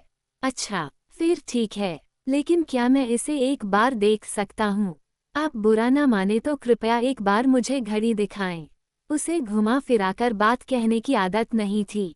घड़ीसाज ने अपना एक हाथ मिसबा की तरफ बढ़ाया। माफ कीजिएगा, लेकिन मैं इसे खोलना नहीं चाहूंगी, मिसबा ने कहा। कोई बात नहीं, मैं भी आपको इसे खोलकर दिखाने के लिए नहीं कह रहा, सिर्फ ऐसे ही देखना चाहता हूँ। दरअसल मेरे मालिक को लगता है कि मुझे ये घड़ी देखना चाहिए। शायद वो मुझसे ऐसी घड़ी बनवाने की बात सोच रहा है। घड़ीसाज ने दुकानदार की ओर संकेत करते हुए कहा। वो पंक्ति के कोने में से उधर ही झांक रहा था। घड़ीसाज के देखते ही उसने अपना मुंह दूसरी तरफ घुमा लिया। घड़ीसाज के विनम्र आग्रह करने पर मिसबा उसे मना नहीं कर सकी। उसे अपना हाथ आगे करना ही पड़ा। घड़ी के डायल पर लाल बत्ती जलते हुए घड़ी को कंपित कर रही थी। डायल पर एक नाम भी था, मैत्रेय। साथ ही घड़ी का निर्देश घड़ीसाज की ओर था। मिसबा ये देखकर चौंक गई। मिसबा की कलाई पर द रियल टाइम मशीन ने घड़ीसाज को भी चौंका दिया। उसका एक हाथ अपने पेंट की जेब पर गया। उसने दुकान के मालिक से, तुम चिंता मत करो, वह घड़ी मैं तुम्हें लाकर दे दूंगा। अच्छा होता उसे तुम तभी खरीद लेते जब मैं तुम्हारे पास उसे बेचने आया था। घड़ीसाज अपनी आराम कुर्सी पर जाकर बैठ गया। उद्धरण चिन्ह दोनों बात कर रहे थे कि मिसबा और आफताब दुकान से बाहर निकल गए। क्या हुआ, आपको कुछ पसंद नहीं आया? दुकानदार ने मिसबा से पूछा। पसंद तो आ गया है, लेकिन मुझे एक काम याद आ गया है। फिर इनकी कीमत बहुत ज्यादा है, मिसबा ने मुस्कुराते हुए दुकान मालिक से कहा और रैक में से अपना बैग उठा लिया। हम मोलभाव कर सकते हैं, दुकान मालिक ने आग्रह किया। आपका शुक्रिया, लेकिन मैं फिर किसी दिन फुर्सत में आऊंगी। फिर मिसबा आफताब की व्हीलचेयर को धकेलते हुए दुकान से बाहर जाने लगी। उसने एक नज़र घड़ीसाज पर डाली। वो उसे देखते हुए सिर हिलाकर अपने जल्द ही आने का संकेत दे रहा था। यूरो क्यू पाउंड एस समय स्वयं को व्यक्त करता है। 2012 डॉक्टर शून्य रामावल्ली का बंगला। 21 पहली मुलाकात। सहस्त्रबाहु पुरानी घटनाओं को याद कर रहा था। वो अक्सर सोचता था कि आखिर कौन सा प्रयोग है जिसके लिए डॉक्टर को दर्जनों वॉलंटियर लग रहे हैं। वो हर हफ्ते किसी न किसी वॉलंटियर लेकर आता था, लेकिन डॉक्टर को ज़्यादा से ज़्यादा व्यक्ति चाहिए थे। आखिर इतने व्यक्तियों की पूर्ति कैसे होती? उसके साथ काम करते हुए सहस्त्रबाहु ने अनुमान लगाया था कि डॉक्टर शून्य रामावल्ली वॉलंटियरों को किन्हीं भावनाओं के वशीभूत होकर भविष्य में भेज रहा है। पर उन भावनाओं के पीछे छिपे असली उद्देश्य को समझ पाने में उसे कठिनाई हो रही थी। डॉक्टर शून्य रामावल्ली का व्यवहार अजीब और अप्रत्याशित था। कुछ भी हो, पर वे 2 दर्जन से अधिक व्यक्तियों को भविष्य में भेज चुके थे। मैत्रेय जिससे मिसबा की भेंट हुई थी, उन्हीं में से एक था। लेकिन वो सहस्त्रबाहु द्वारा खोजा गया वॉलंटियर नहीं था। मैत्रेय डॉक्टर शून्य रामावल्ली का सबसे वफादार साथी था। सच कहें तो वो उसका घनिष्ठ मित्र था, उसका सच्चा दोस्त जिसने सबसे पहले वॉलंटियर बनना स्वीकार किया था। क्यों? इसकी वजह हम मैत्रेय के मुख से ही सुनेंगे, पर बाद में। हाँ, अभी इतना जरूर बता सकता हूँ कि मैत्रेय को सन 2005 में भविष्य में भेजा गया था। सहस्त्रबाहु और डॉक्टर शून्य रामावल्ली की प्रथम भेंट से 1 साल पहले। सहस्त्रबाहु ने पहला वॉलंटियर सन 2010 के आधा बीत जाने के बाद लाकर दिया था। शुरुआत में उसे बहुत कम लोग मिले, लेकिन 2011 के आते आते वॉलंटियर की संख्या 2 दर्जन के पार पहुंच गई थी। उसके वॉलंटियर खोजी अभियान जारी थे। फिर एक दिन वो ऐसे शहर में पहुंचा जहां जावेद और इरफान से उसकी पहली मुलाकात होने वाली थी। जावेद की शादी उसी साल हुई थी। वो 2011 के आखिर दिन थे। वे एक फकीर करीम खां बंगाली की कुटिया में बैठे थे, एक दूसरे से सटे हुए, एक दूसरे से बिल्कुल अनजान और बेपरवाह। सहस्त्रबाहु वहां वॉलंटियर की खोज में आया था। वहां और भी लोग थे, जिनमें से ज्यादातर दुखियारे थे और किसी उम्मीद की चाह में जमावड़ा लगाकर बैठे थे। जावेद भी उन्हीं दुखियारे लोगों में से एक था, जो अपने दोस्त और सहकर्मी इरफान के साथ वहां आया था। बूढ़ा फकीर करीम खां लोगों की समस्या सुनता जा रहा था और साथ ही उसका हल भी बताता जा रहा था। वो कोई झाड़ फूंक या ताबीज नहीं बांट रहा था। जब जावेद और इरफान की बारी आई तब वे फ़कीर करीम खां के पास पहुंचे और अपनी दरखास्त सुनाई। एक उम्मीद की चाह में आपके पास आए हैं बाबा। सुना है आप नामुमकिन को मुमकिन कर देते हैं, क्या ये सच है? इरफान ने बात शुरू करते हुए कहा, जिसे लोग नामुमकिन कहते हैं असल में वही मुमकिन होता है। रही उम्मीद की बात, तो उम्मीद के लिए ये दुनिया नहीं है। इसलिए ठीक से बताओ क्यों आए हो मेरे पास बरखुरदार। अपने आने की असल वजह बताओ ताकि मैं जान सकूं कि किस नामुमकिन को मुमकिन करने का इरादा तुम करके आए हो। फ़कीर ने रहस्यमय शब्दों में अपनी बात कही। ये मेरा दोस्त है बाबा।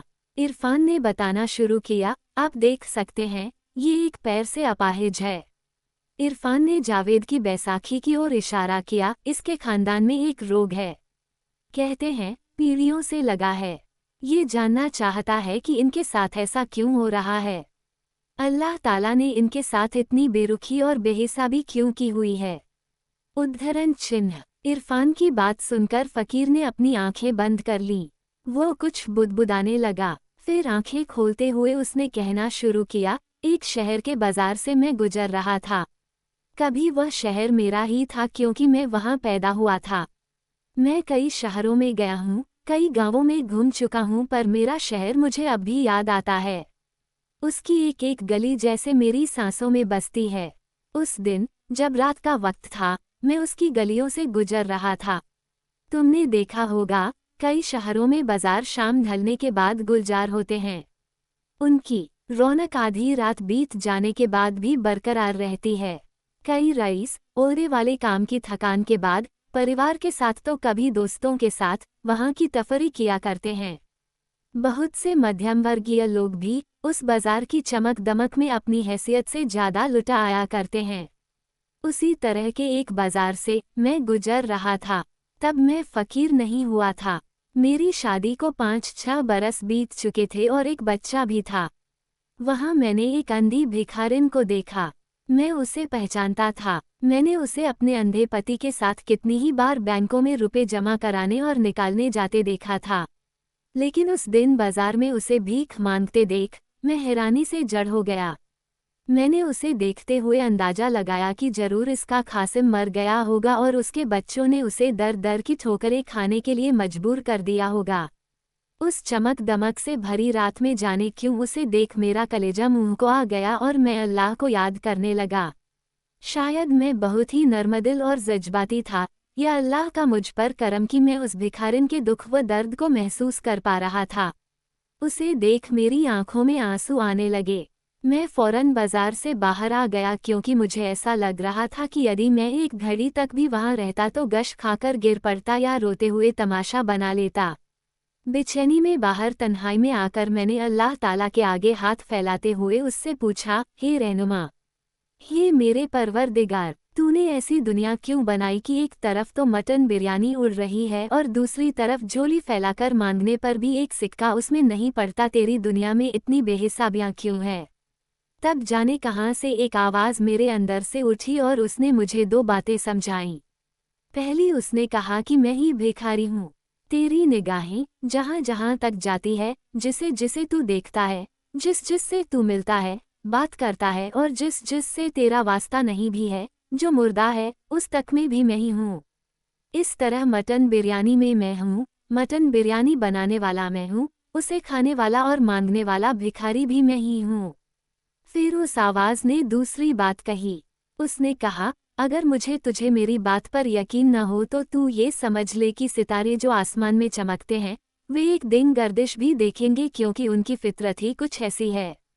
इस सरजमी पर सभी अपनी फितरत से ही चलते, बनते और बिगड़ते रहते हैं। अपनी फितरत से ही अपने किए का फल पाते हैं। रूहानी फितरत उन्हें मुझ तक पहुँचाती है, शैतानी फितरत उन्हें भटकाती है। इसलिए जो जमीन पर मारे मारे फिरते हैं उनके लिए तू परेशान न हो। जब वक्त आएगा वे फिर आसमां में होंगे, तब तक उन्हें अपने पाप भोगने दे। और ये कहते हुए फ़कीर करीम खां बंगाली चुप हो गया। कुछ पल बीतने पर इरफान ने भान चढ़ाते हुए कहा, तो आप ये फरमा रहे हैं कि मेरे दोस्त का खानदान अपने किसी कर्म का फल भोग रहा है? अरे मैं नहीं मानता, ये सब हिंदू फिलॉसफी है। हम मुसलमान हैं, हमारा फैसला तो कयामत के दिन होगा। उद्धरण चिन्ह बरखुरदार। ये दुनिया अल्लाह ताला ने बनाई है, उसने ही इतने धर्म बनाए हैं और मैं समझता हूँ अल्लाह गलती नहीं करता। अगर हिंदू धर्म कर्म के सिद्धांत को मानता है तो जरूर वह सही होगा। एक कहावत भी तो है, जैसी करनी वैसी भरनी। हिंदू धर्म सबसे प्राचीन धर्म है। भले ही कुछ नापाक लोगों ने उसे नष्ट करने का बीड़ा उठाया है, लेकिन तब भी जो सच है उसे झूठलाया नहीं जा सकता। तुम मानो या न मानो, फितरत इंसान का पीछा नहीं छोड़ती। फकीर ने अपनी बात को और साफ शब्दों में बताते हुए कहा, ये अपाहिज टांगे देख रहे हैं, ये नकली टांगे। अब इरफान जावेद का एक पायजामा ऊंचा करते हुए गुस्से से कहा, देख रहे हैं आप इन्हें, इन्हें किसी ने काटा नहीं था। ये इसकी पैदाइश से ऐसी है और इसकी ही नहीं, इसके वालिद, इसके वालिद के वालिद और उनके भी वालिद, सबके साथ ये खानदानी रोग लगा हुआ था। किसी के हाथ कमजोर थे, किसी के पैर अपंग, किसी के दोनों। ऐसा क्या किया होगा इन्होंने जो इस रोग का सिलसिला रुकने का नाम नहीं लेता? बताएंगे आप? किसी अच्छे हकीम को दिखाओ। फकीर ने जावेद के पैरों की ओर देखते हुए वितृष्णा से मुंह फेर लिया। आपको मजाक सूझ रहा है? हम हाकिमों से निराश होकर आपके पास आए हैं ताकि अल्लाह से दुआ करके आप मेरे दोस्त के लिए रहमत की 2 भीख मांग सकें। इसे गौर से देखिए बाबा। इरफान जावेद की ओर इशारा करते हुए कहा, इसके घर में नया मेहमान आने वाला है। ये बाप बनने वाला है। इसका बेटा भी इसके जैसा अपाहिज पैदा हो सकता है। उद्धरण चिन्ह। हाँ बाबा। अब जावेद ने फकीर से दया की याचना करते हुए कहा, मैं नहीं चाहता कि मेरी आने वाली औलाद मेरे या मेरे पुरखों जैसी हो। अगर आप कुछ कर सके तो बहुत मेहरबानी होगी। हम बहुत आस लेकर आए हैं। अगर आपने भी हमें निराश कर दिया तो हम फिर कहाँ जाएंगे? अल्लाह पर यकीन रख, सब ठीक होगा। उस फकीर ने कहा, मेरी अम्मी ने भी मेरे पैदा होने पर यकीन किया था, लेकिन फिर मैं हुआ बाबा। जावेद ने मायूस होते हुए कहा, चमत्कार की खोज में मुझ तक आए हो, माफ़ी चाहूँगा, लेकिन मैं सच कहता हूँ, मैं एक आम फकीर हूँ। कोई जादू टोना या जिन्नात और जादू के बारे में नहीं जानता। पर हाँ, हो सकता है कोई बद्दुआ, लानत या अभिशाप तुम्हारे खानदान पर हो। कोई मन्नत या अल्लाह से किया कोई वादा जिसे निभाया न गया हो। इनमें से कोई वजह हो सकती है। कितनी पीढ़ियों से यह रोग हमारे खानदान को मुंह में दबाए है बाबा। कैसे पता लगेगा कि किसने लानते भेजी थी या किसने कौन सी मान रखी थी? क्योंकि मैंने तो कोई मान नहीं रखी। जावेद ने लाचार बनते हुए कहा, अब इस पर मैं क्या कहूँ? अगर वक्त में पीछे जा सको तो शायद जान सकते हो। फकीर ने कहा, क्या? इरफान ने चौंकते हुए कहा, वक्त में पीछे जा सके तो जान सकते हैं? जो मुंह में आ रहा है आप बक दे रहे हैं बाबा। आपको होश भी है? आप क्या कह रहे हैं? वक्त में पीछे जाना नामुमकिन है। इरफान झल्ला गया था। वो और जावेद अस्पतालों, पीर फकीरों और कई दरगाहों में माथा टेकते टेकते थक चुके थे। मैं कुछ नहीं कहता, जो भी कहता है अल्लाह कहता है। फकीर अल्लाह का नाम लेने लगा। जावेद मियाँ, मुझे तो लगता है हम किसी पागल का चक्कर में आ गए हैं। इनके बारे में कितना सुना था, तुमने ही तो पता लगाया था इनके बारे में। तुम ही बताओ क्या कहा था।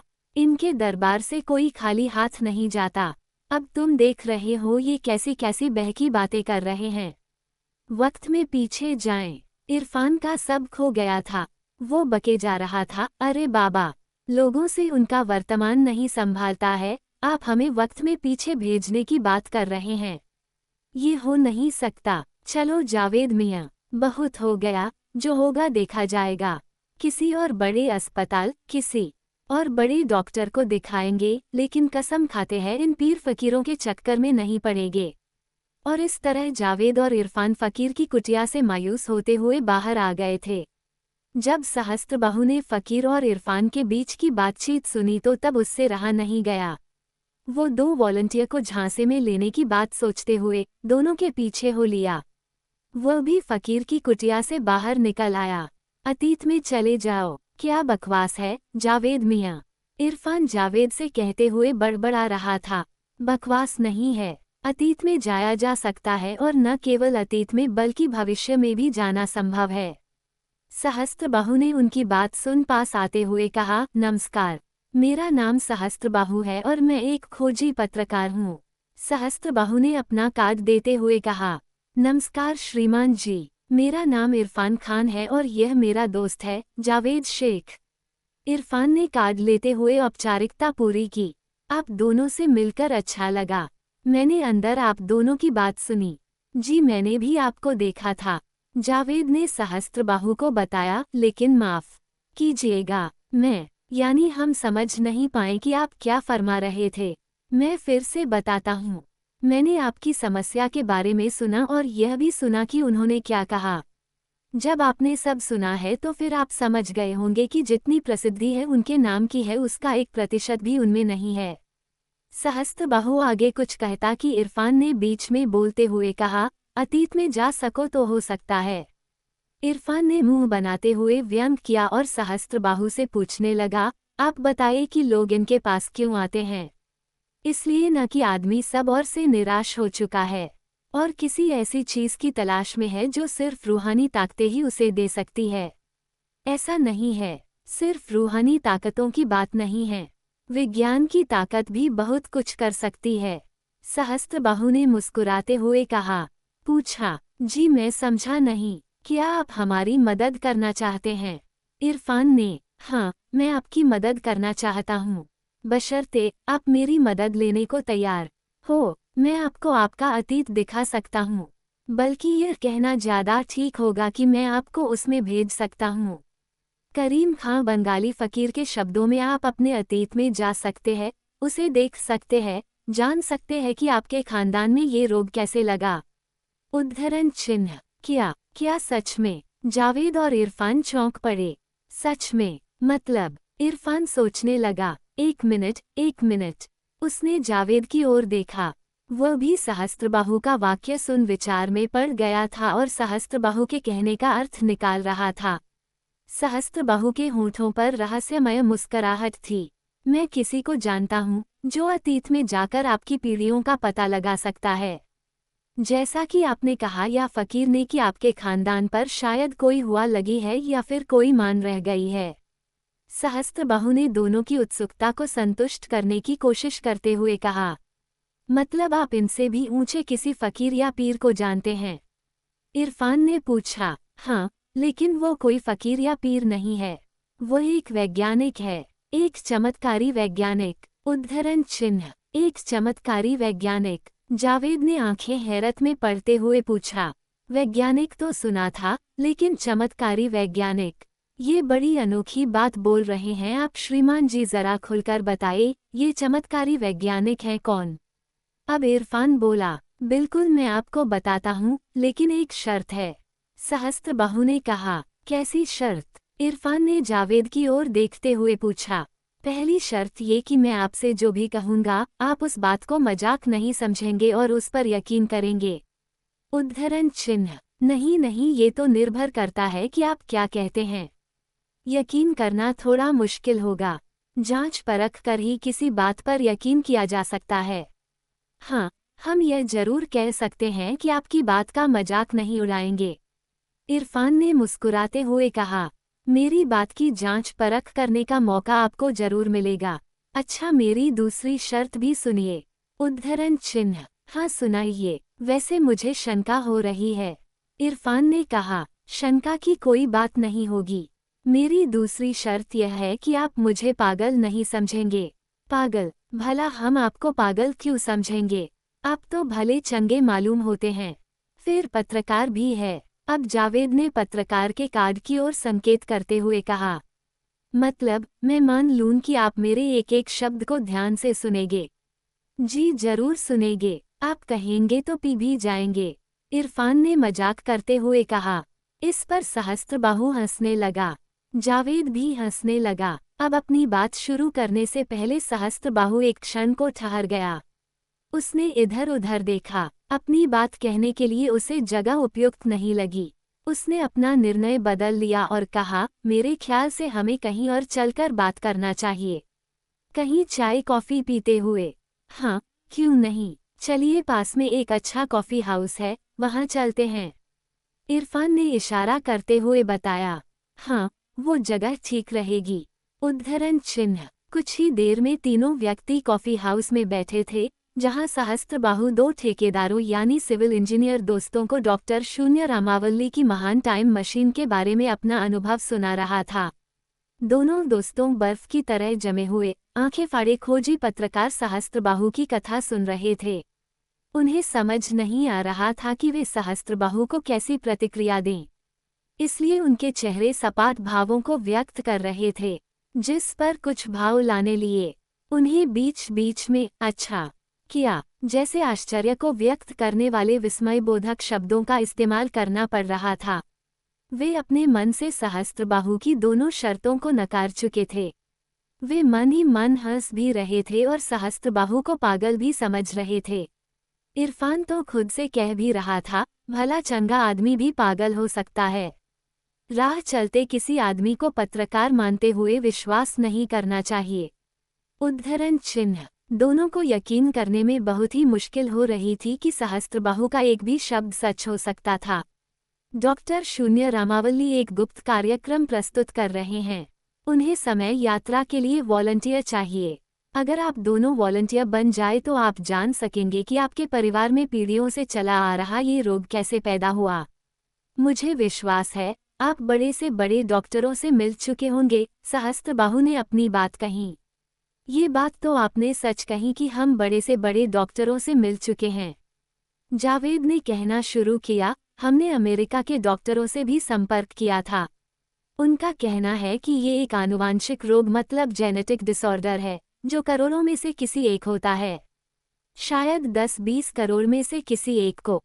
इसका क्या कारण है, कोई नहीं जानता, पर रिसर्च हो रही है। उद्धरण चिन्ह। ये बात तो ठीक है, जावेद मियां, लेकिन तुम कुछ समझ भी रहे हो, श्रीमान जी क्या कह रहे हैं? इरफान को हैरानी हुई कि सहस्त्रबाहु की बात सुनकर जावेद को हैरानी क्यों नहीं हुई। उसकी समझ में जावेद को लग रहा था कि सहस्त्रबाहु उसकी मदद कर सकता था। फिर वो मदद समय यात्रा जैसी असंभव चीज से ही क्यों न मिलने वाली हो। मैं सब समझ रहा हूँ, इरफान, जावेद ने समोसा उठाते हुए कहा। गजब कर रहे यार, तुम्हें कुछ होश भी है। ये श्रीमान जी क्या कह रहे हैं? यहाँ समय यात्रा की बात की जा रही है। समोसे में चटनी नहीं डाली जा रही है। अव्वल तो मुझे यकीन नहीं हो रहा, इन्होंने जो भी कहा वह सच है। मगर मैं यकीन कर भी लूँ तो भी किसी गुप्त कार्यक्रम पर शोध की बात खटक रही है। इरफान सहस्त्रबाहु से स्पष्ट बोला। क्या खटक रहा है आपको? सहस्त्रबाहु ने गंभीर मुद्रा धारण कर ली। यही कि आप हमें उल्लू बना रहे हैं, श्रीमान जी। पता नहीं आप पत्रकार हैं भी या नहीं। कोई ठग जरूर लग रहे हैं, जो हमसे कोई ठगी करना चाहते हैं। भाई साहब, यूं ही बता दीजिए आपको कितने रुपए पैसे चाहिए? 5,000, 10,000 कितने? हम आपको यूं ही दे देंगे। सोचेंगे कि इतने का चाय नाश्ता कर लिया, पर ऐसी कोई बात ना करिए जिससे हमारा इंसानियत पर से भरोसा उठ जाए। इसकी प्यारी सी बीवी है, पेट से है, वो अभी बच्चा भी बाहर नहीं आया है और उसके नाम पर आप हमें झांसे में ले रहे हैं।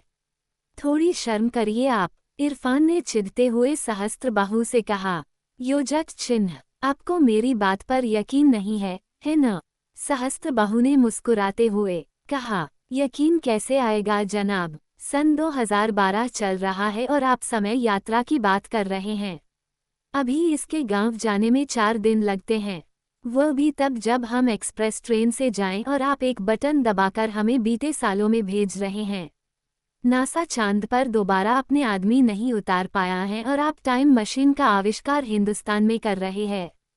कैसे यकीन आएगा श्रीमान जी? इरफान ने बड़े बड़े तर्क दिए। सहस्त्रबाहु उसे कुछ देर तक देखता रहा। फिर उसने बेंच पर रखा झोला उठाते हुए उसमें से कुछ अखबार निकाल टेबल पर दिए और बोला, शायद इससे आपको यकीन आ जाए। टेबल पर रखे अखबार भविष्य से लाए गए थे। उन पर सन 20171820 और 22 की तारीखें थी। इरफान और जावेद टेबल पर रखे अखबार उठाकर देखने लगे। उनके चेहरे पर हवाएं उड़ रही थी।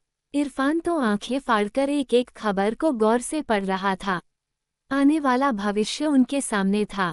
मैं आप पर छोड़ता हूँ कि आपको मेरी बात पर यकीन करना है या नहीं, सहस्त्रबाहु ने कहा, और इस अखबार को पढ़ना मत भूलिएगा। कहते हुए सहस्त्रबाहु ने एक अखबार आगे सरका दिया। वो आने वाले कल का अखबार था, अगले दिन का। इरफान ने अखबार उठाते हुए उसे गौर से पढ़ा। उसके हर पन्ने पर भविष्य की इबादत छपी थी। अगर अब भी मेरी बात पर यकीन न तो कल तक रुक जाएं। हम दोबारा कल यहीं मिलेंगे, सहस्त्रबाहु ने गंभीरता से कहा।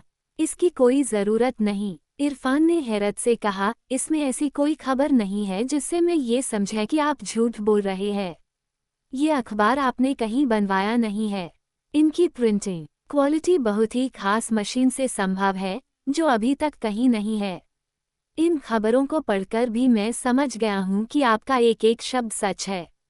वैसे ये आपको कहाँ से मिले? मेरा मतलब, क्या आप और वो चमत्कारी वैज्ञानिक रोज समय यात्रा करते हैं? मैं नहीं करता, पर वो जरूर करता है। ये अखबार वही लाता है। इन अखबारों के कारण ही हमारे पास अथाह रूपा पैसा आता है। इसलिए योजक चिन्ह, जब भी कोई समय यात्रा पर जाने की हामी भरता है तो हम उसे और उसके परिवार को खूब रूपा देते हैं।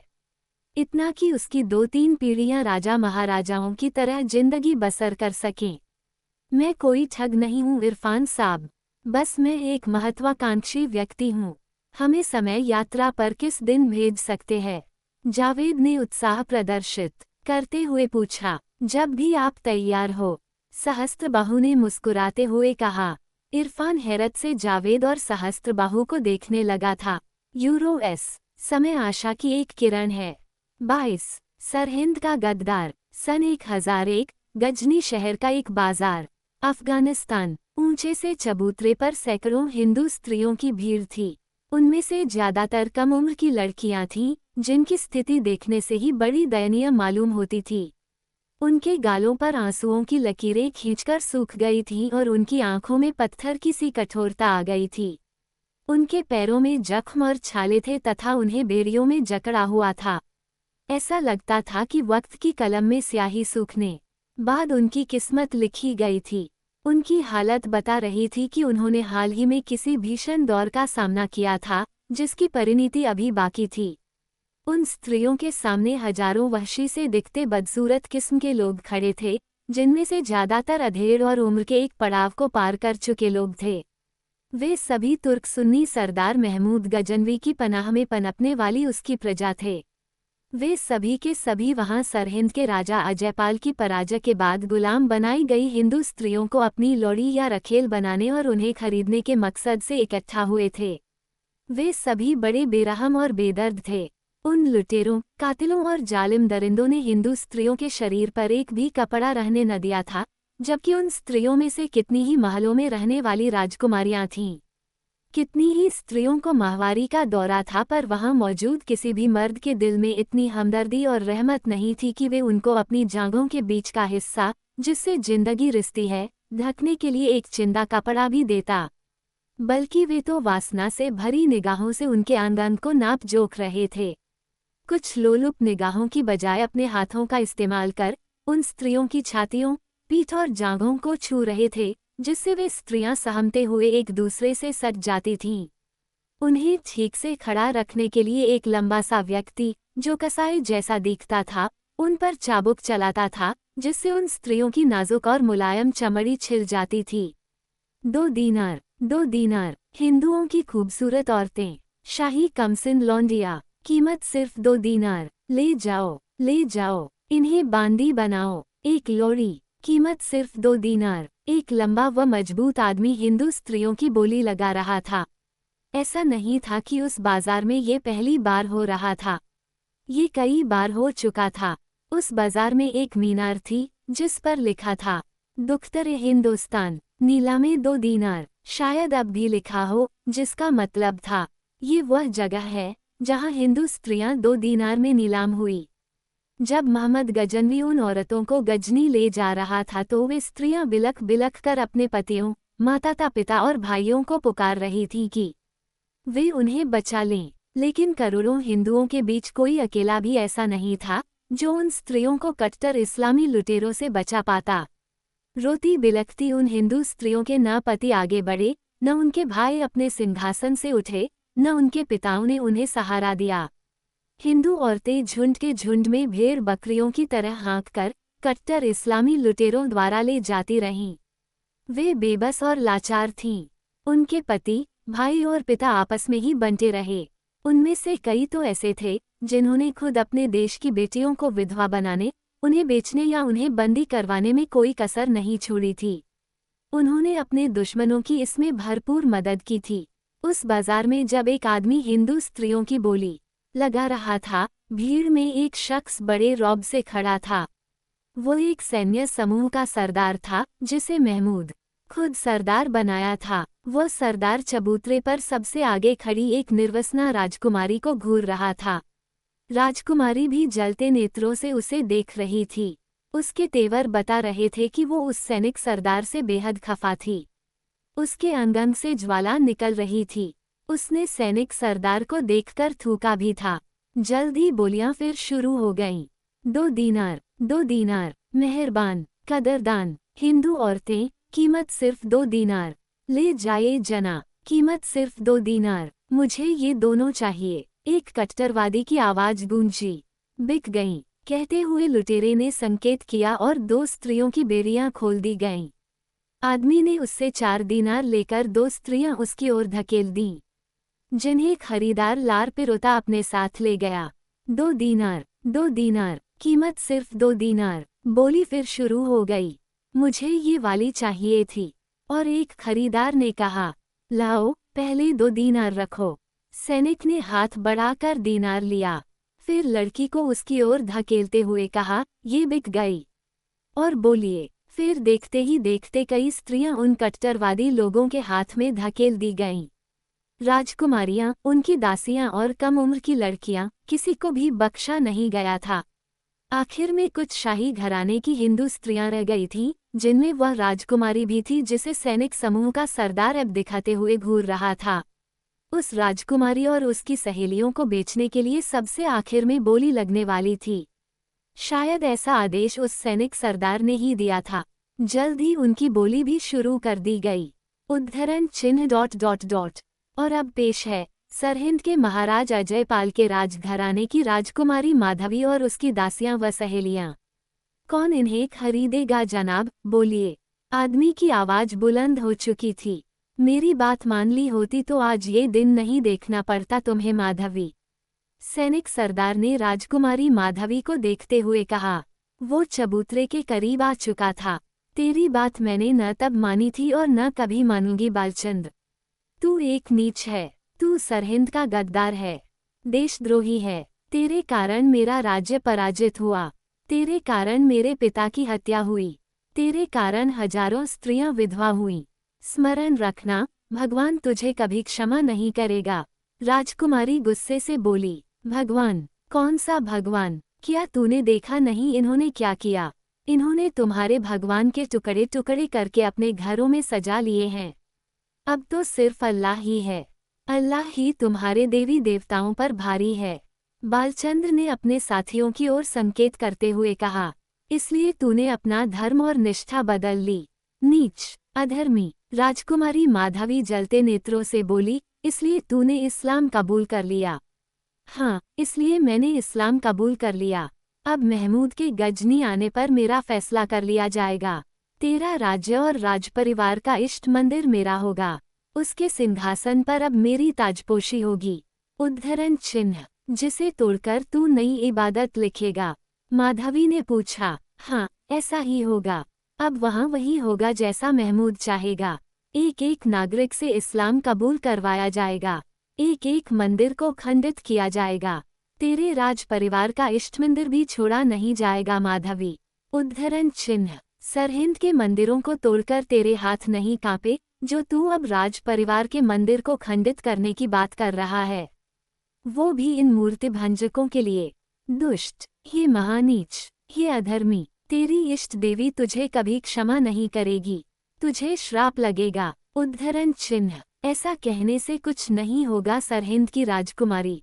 मुझ पर कोई श्राप नहीं लगेगा क्योंकि अब से मेरी कोई इष्ट देवी नहीं है और न मेरे परिवार की कोई इष्ट देवी होगी। ये बालचंद्र जो तेरे सामने खड़ा है कभी बालचंद्र था जो अब इनमें से एक है। सैनिक सरदार बालचंद्र ने अपने साथ खड़े कट्टर इस्लामी लोगों की ओर संकेत करते हुए कहा, अब से मैं बदरुद्दीन शेख हूँ। 71 तू बदरुद्दीन शेख नहीं बालचंद्र, तू एक बहुआ है जो अपने साथ अपने परिवार पर भी लगेगा। सरहिंद की जिस इष्ट देवी को नकार कर तूने अपनी निष्ठा इन विधर्मियों को बेची है, वही देवी तुझे भयंकर श्राप देगी। देखना तू और न तेरा परिवार सरहिंद की विधवाओं की हाय और अजयपाल की इस राजकुमारी के कोप से बच पाएगा। गजनी के इस बाजार में सरहिंद की हम स्त्रियां तुझे और यहाँ मौजूद हर अफगानी को श्राप देती है कि तुम्हें कभी सुख और आराम नहीं मिलेगा। जिस तरह तुमने हिंदुओं की धन संपदा और उनके मंदिरों का नाश किया है, उसी तरह तुम सबका भी विनाश होगा। हर हर महादेव कहते हुए माधवी ने ललकार लगाई। उसके संकेत पर उसकी दासियों और उसकी सहेलियों ने बिजली की गति अपनी बेड़ियों को तोड़ डाला और अपने पास खड़े सैनिकों से उनकी तलवार और भाले लेकर उन अफगानियों पर टूट पड़ी। देखते ही देखते सैकड़ों शव उस बाजार में बिछ गए। माधवी ने लुटेरों से लड़ते हुए अपने प्राण गंवा दिए, लेकिन इससे पहले वो बालचंद्र उर्फ बदरुद्दीन शेख का एक हाथ और एक पैर काट चुकी थी। सी इतना कहने के बाद पीर कुछ देर के लिए चुप हो गया। उसकी आंखों से आंसू बहने लगे थे। जावेद और इरफान भावुक होकर तथा टकटकी लगाकर उसे देख रहे थे। दरअसल पीर जावेद और इरफान को सरहिंद की राजकुमारी माधवी के बालचंद्र उर्फ बदरुद्दीन शेख की कहानी सुना रहा था, जो उसे कुंभ मेले में मिले सन्यासी ने ध्यान में देखने के बाद बताई थी। बालचंद्र वास्तव में जावेद का पूर्वज या पुरखा था। उस साधु ने मुझे यही बताया था। पीर याद करते हुए बताने लगा, मैं हैरान रह गया था। मुझे यकीन ही नहीं हो रहा था कि वैसा कुछ हुआ होगा। मतलब आप ये कह रहे हैं कि हमारे पुरखे? जावेद कहते हुए रुक गया। हाँ, हमारे पुरखे हिंदू थे। पीर जावेद की बात पूरी करते हुए बोला, हमारे खानदान को एक हिंदू स्त्री की लानतें मिली थी, या शायद उस इष्ट देवी ने हमें श्राप दिया था जिसके हम भक्त थे। उद्धरण चिन्ह। पूछा, क्या आपने उस सन्यासी से कोई उपाय नहीं पूछा था?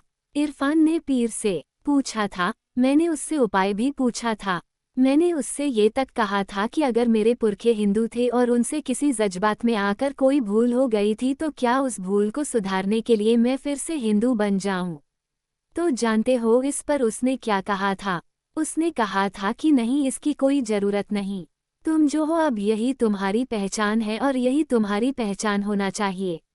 रही बात उपाय की, तो फिलहाल तो कोई उपाय नहीं है, लेकिन हाँ, कुछ समय बाद भविष्य स्वयं किसी को तुम्हारे पास भेजेगा।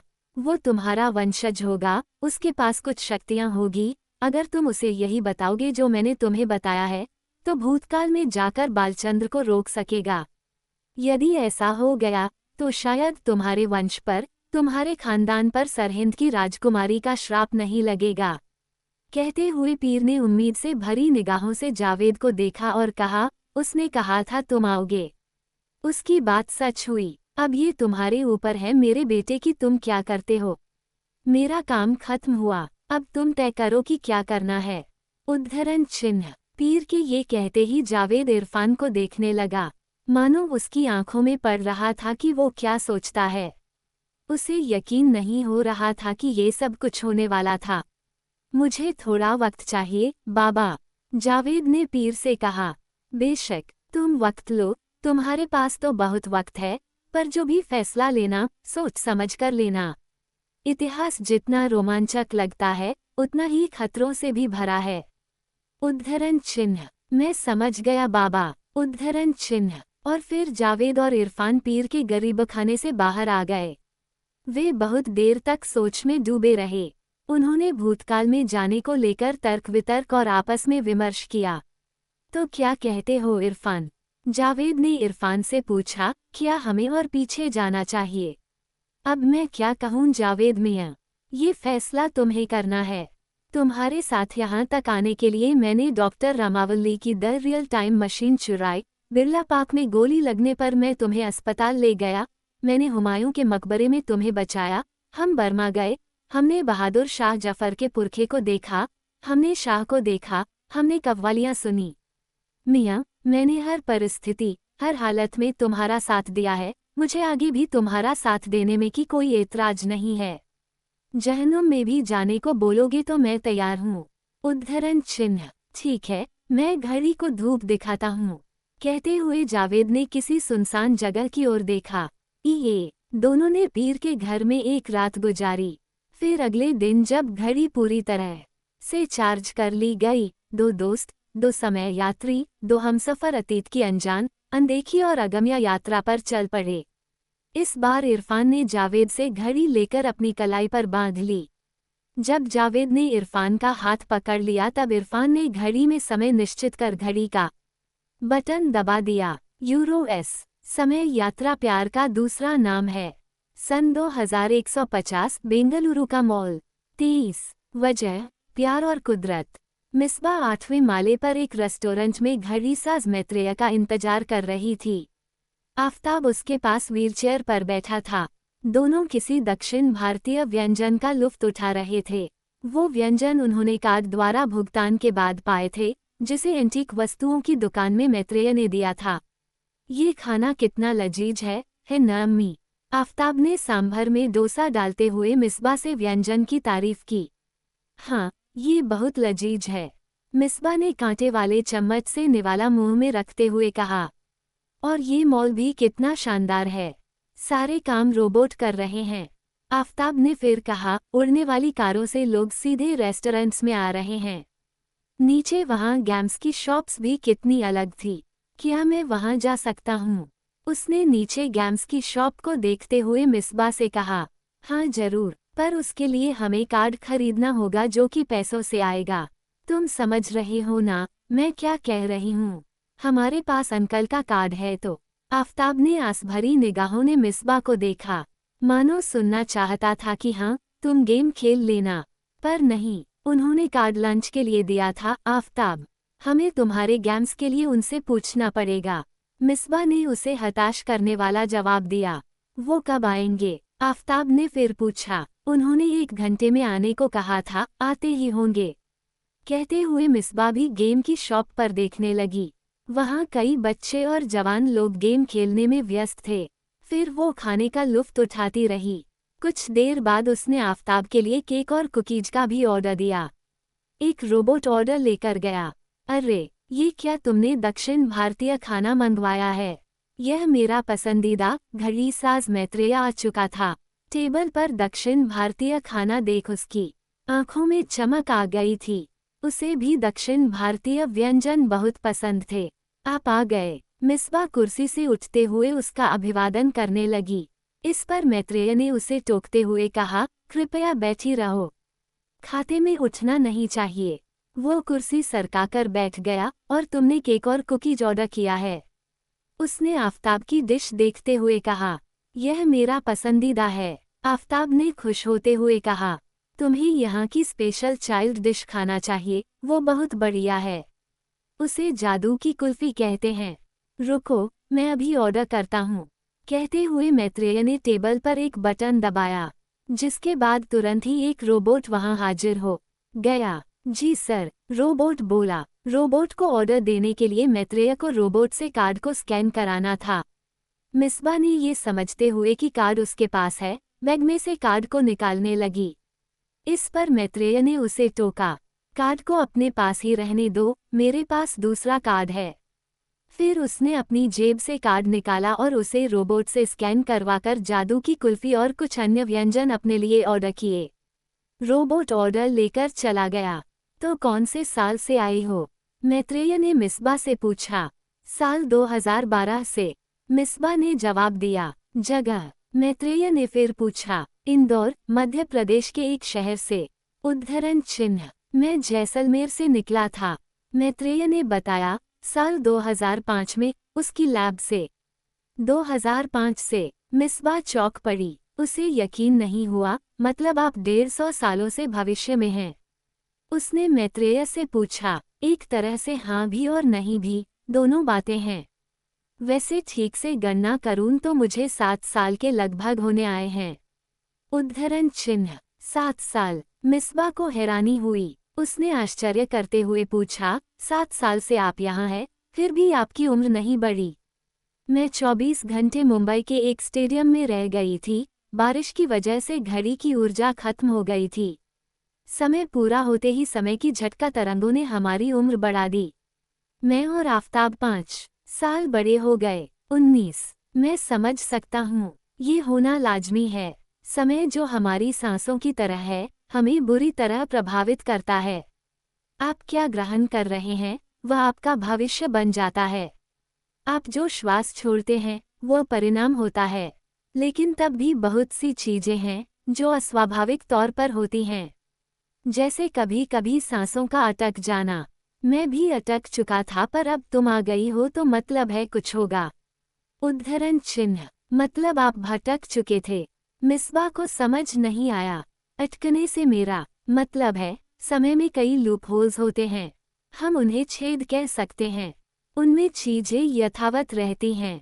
मैंने ऐसे ही एक लूप होल में अटक गया था।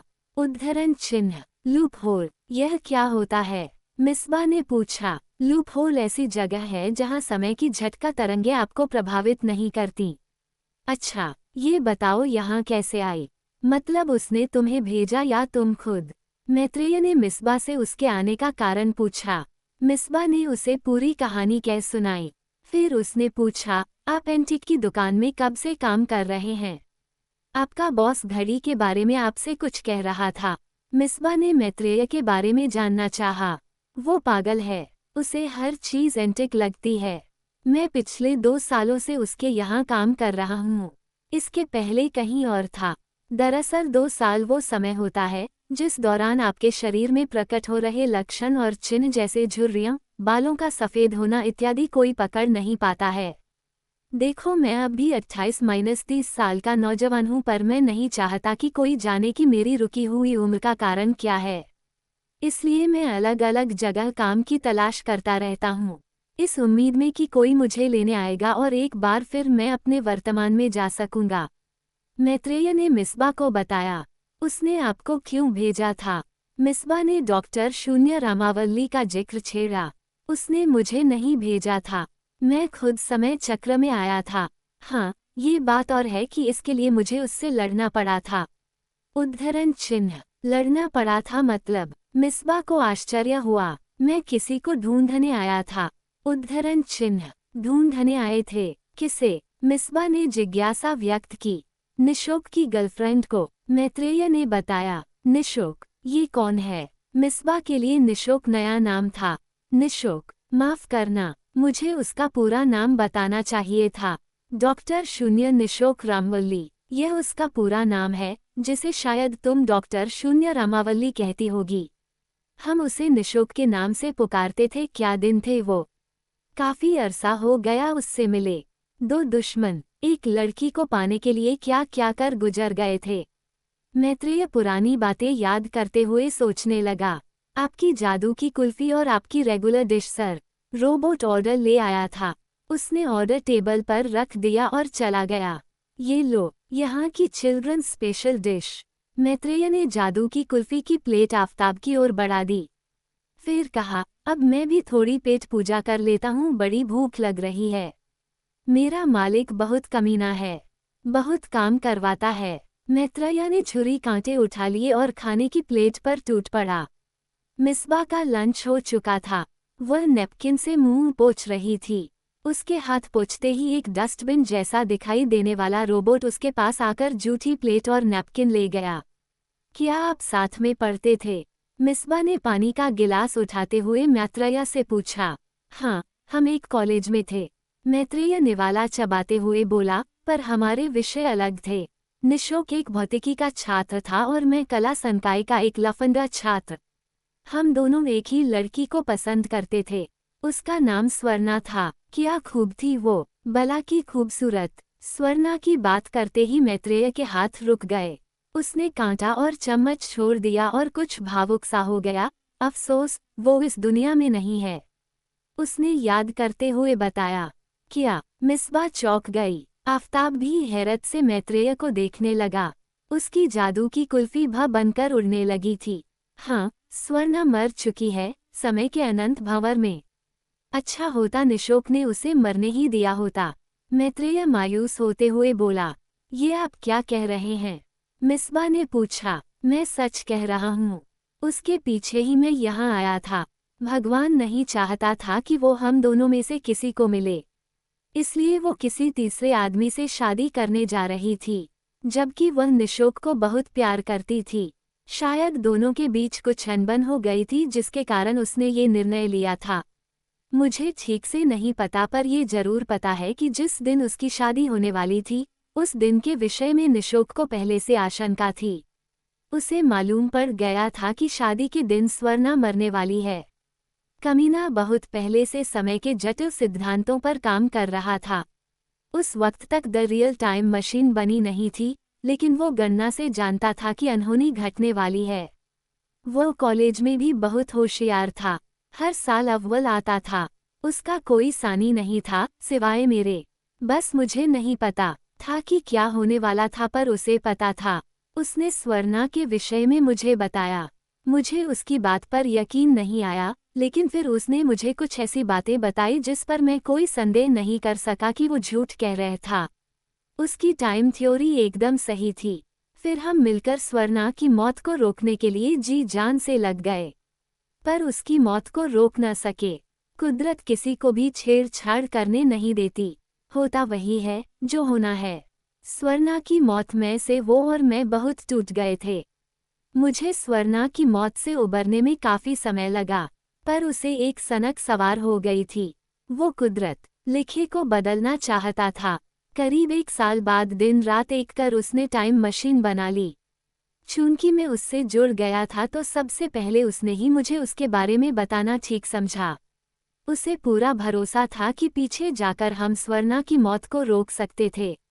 मुझे उसकी काबिलियत पर पूरा भरोसा था।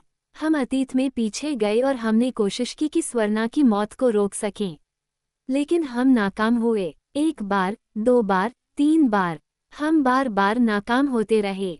हम पीछे जाते, फिर वापस आते, फिर पीछे जाते और वापस आते। ये सिलसिला चलता ही रहा। जाने कितनी ही बार हमने अलग अलग तरह से स्वर्णा को मरते देखा। 100 बार तो वह मेरी आंखों के सामने मरी थी। वो भयंकर मंजर थे। मुझे समझ आ गया था कि हम कुदरत के चक्र में परिवर्तन नहीं कर सकेंगे, पर उसे ये बात समझ नहीं आ रही थी। वो हार मानने वाला नहीं था। फिर पता नहीं एक दिन क्या हुआ, अचानक से सब कुछ सामान्य हो गया था। मैंने खुद को वर्तमान में पाया। मुझे कुछ भी याद नहीं था क्योंकि वो मेरे कॉलेज का पहला दिन था। अब निशोक और मैं एक दूसरे को जानते भी नहीं थे और न ही स्वर्णा हमारी जिंदगी में थी।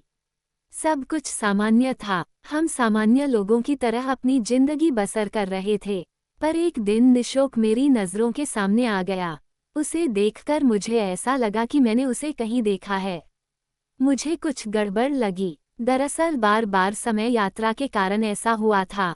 फिर मैं रोज निशोक को छिपकर देखने लगा। उसे देखकर मुझे अजीब से ख्याल आते थे। मुझे बार बार ऐसा लगता कि कहीं कुछ हो रहा है या होने वाला है, पर क्या मुझे नहीं पता चल रहा था। एक दिन मौका देखकर मैंने उसका पीछा किया। मैं उसकी लैब तक पहुंच गया। उसे मेरे आने की जरा भी भनक नहीं थी। फिर जब वो अपनी लैब से कहीं चला गया तो मैं उसमें दाखिल हो गया। वो अपने प्रयोग वहीं किया करता था। उसके पिता बहुत पैसे वाले थे। वो घर जिसमें वह रहता है, उसके पिता द्वारा ही बनवाया गया था। वो उस बड़े से आलिशान घर में अकेला रहता था। उसके माँ बाप बहुत पहले ही गुजर चुके थे। मैं उसकी लैब में थोड़ी देर की खोजबीन से ही चक्कर में पड़ गया। वहाँ सारा रिकॉर्ड था, हम क्या कर चुके थे और वह खुद क्या कर रहा था। सारी जानकारी मेरे सामने थी। अब मुझे सब समझ आ गया था कि हमारी जिंदगी में क्या हो रहा था। उन रिकॉर्ड्स को देखने पर मुझे पता चला कि निशोक ने स्वर्णा को कॉलेज में आने से पहले ही समय की अनंत खाई में भेज दिया था, जिससे मेरा सिर घूम गया। मुझे निशोक पर बहुत गुस्सा आया, जबकि मुझे गुस्से में नहीं होना चाहिए था क्योंकि कुछ भी घटा नहीं था। एक हिसाब से देखें तो न स्वर्णा कॉलेज आई थी और न हम दोनों को उससे प्यार हुआ था। लेकिन मुझे बड़ी बेचैनी होने लगी। मैं उसके लौटने का इंतजार करता रहा। जब वो अपने वापस लैब में आया तो मैं उस पर भड़क उठा। मैंने उसे खूब खरी खोटी सुनाई। जिससे हमारी झड़प भी शुरू हुई।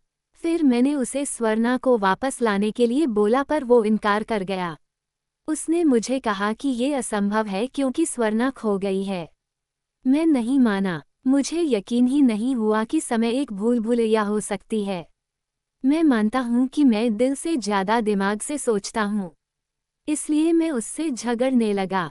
तब उसने मुझे एक घड़ी देकर समय मैं खुद जाकर देखने के लिए कहा, पर मुझे नहीं पता था कि समय में बहुत आगे जाना खतरा होगा। आखिर वो एक प्रयोग था जिसमें वो बार बार असफल हो रहा था। मैं घड़ी लेकर निकल पड़ा। मैंने अलग अलग समय में स्वर्णा को खोजा पर वो कहीं नहीं मिली।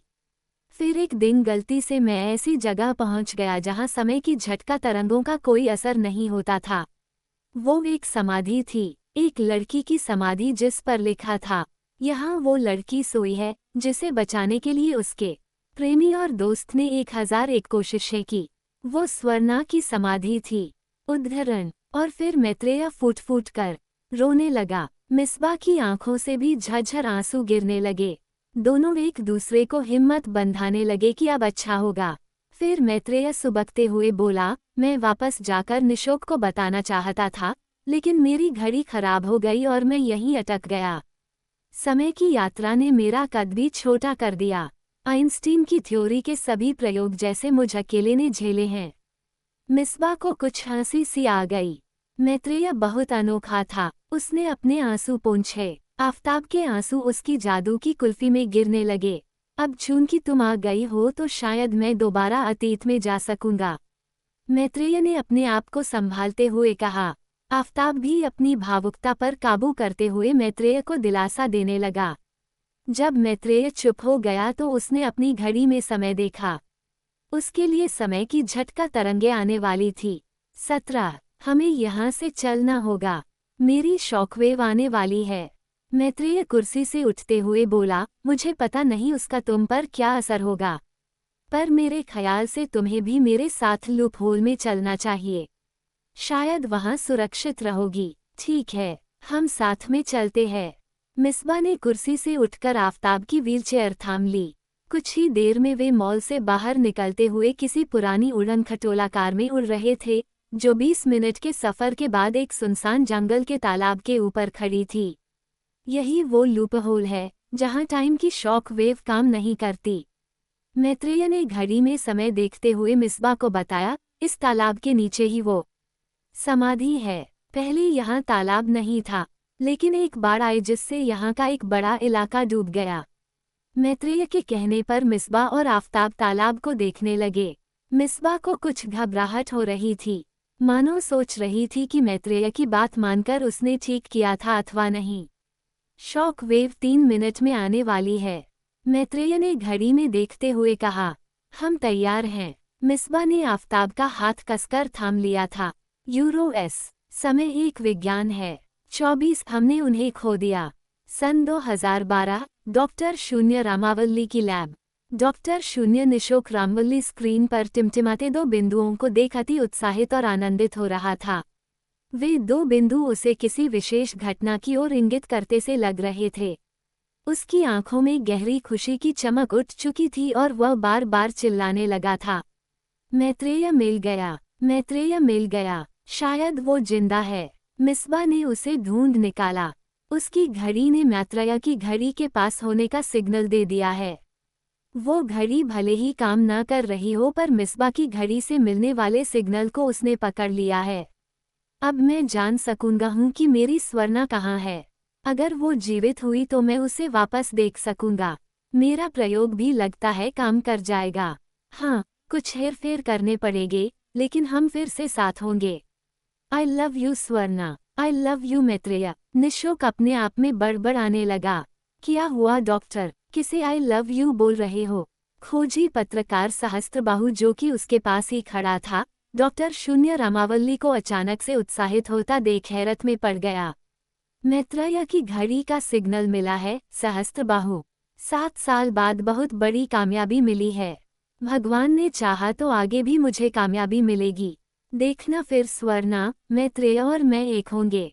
उद्धरण चिन्ह। कौन मैत्रेय, कौन स्वर्णा? डॉक्टर सहस्त्रबाहु को समझ नहीं आया। मैत्रेय मेरा दोस्त और स्वर्णा मेरा प्यार, सहस्त्रबाहु हम फिर से एक होंगे। डॉक्टर शून्य रामावल्ली भावनाओं के वेग को संभाल नहीं पा रहा था। उसकी जबान लड़खड़ा रही थी। तुम पूछते थे न कि मैं वॉलंटियरों को कहाँ भेज रहा हूँ। आओ बैठो, आज मैं तुम्हें सब कुछ बताऊंगा।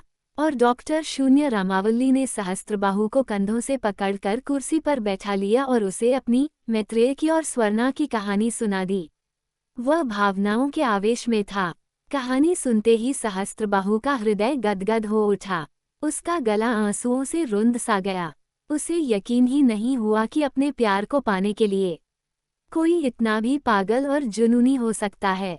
उसने अपनी खुशी जाहिर करते हुए डॉक्टर शून्य रामावल्ली को गले लगा लिया और खुद पर फक्र करने लगा कि उसे रामावल्ली जैसा कोई साथी मिला। अब तुम क्या करोगे डॉक्टर? सहस्त्रबाहु ने अपने आंसू पोंछते हुए उससे पूछा। क्या करूंगा? मैं मिसबा की घड़ी को सिग्नल भेजूंगा। मैं मिसबा को बताऊंगा कि उसे क्या करना है। डॉक्टर शून्य रामावल्ली हंसते हुए बोला। क्या वो वापस आ जाएगी? सहस्त्रबाहु ने फिर पूछा। बिल्कुल, उसको आना ही होगा। उद्धरण चिन्ह। और वे दर्जनों वॉलंटियर जिन्हें हमने पहले भेजा था, क्या वे भी वापस लौट सकेंगे? कहते हुए सहस्त्रबाहु ने डॉक्टर शून्य रामावल्ली की आंखों में देखा। डॉक्टर चुप हो गया था। बोलो डॉक्टर, क्या वे वॉलंटियर भी घर वापसी करेंगे? सहस्त्रबाहु ने फिर पूछा। इस पर डॉक्टर शून्य रामावल्ली कुछ देर तक सोचता रहा। फिर उसने कहा, शायद हाँ। मैत्रेय मेरा पहला वॉलंटियर्स था। 7 साल से गायब था। अगर वो अब तक जिंदा है तो बाकी वॉलंटियर्स भी घर वापसी करेंगे। उद्धरण चिन्ह। और जावेद और इरफान का क्या? वो घड़ी चुराकर अतीत में भागे थे, वे कैसे वापस आएंगे? वे तो कभी भी आ सकते हैं।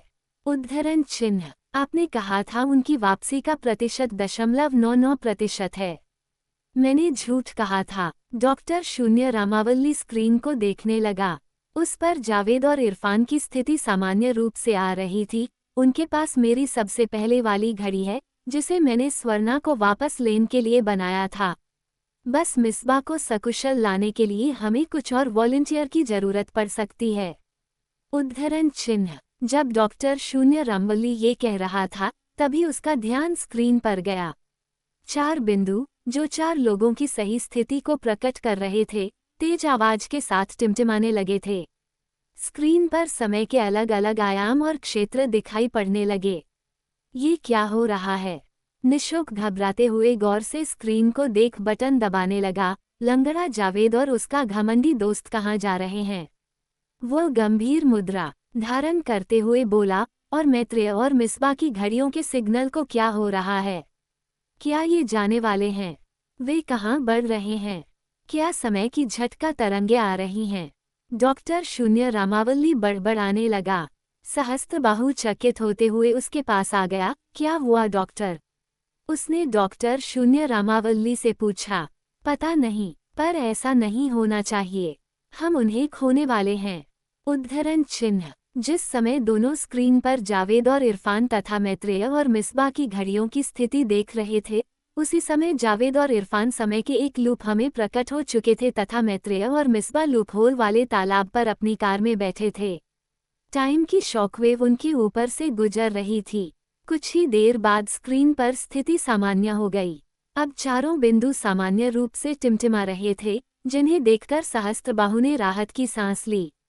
सब ठीक है? सहस्त्रबाहु ने पूछा। हाँ, सब ठीक है। निशुक स्क्रीन पर से नजर हटा ही रहा था कि तभी चारों बिंदु स्क्रीन से गायब हो गए। यह क्या हो गया? वो फिर से स्क्रीन को देखते हुए बोला।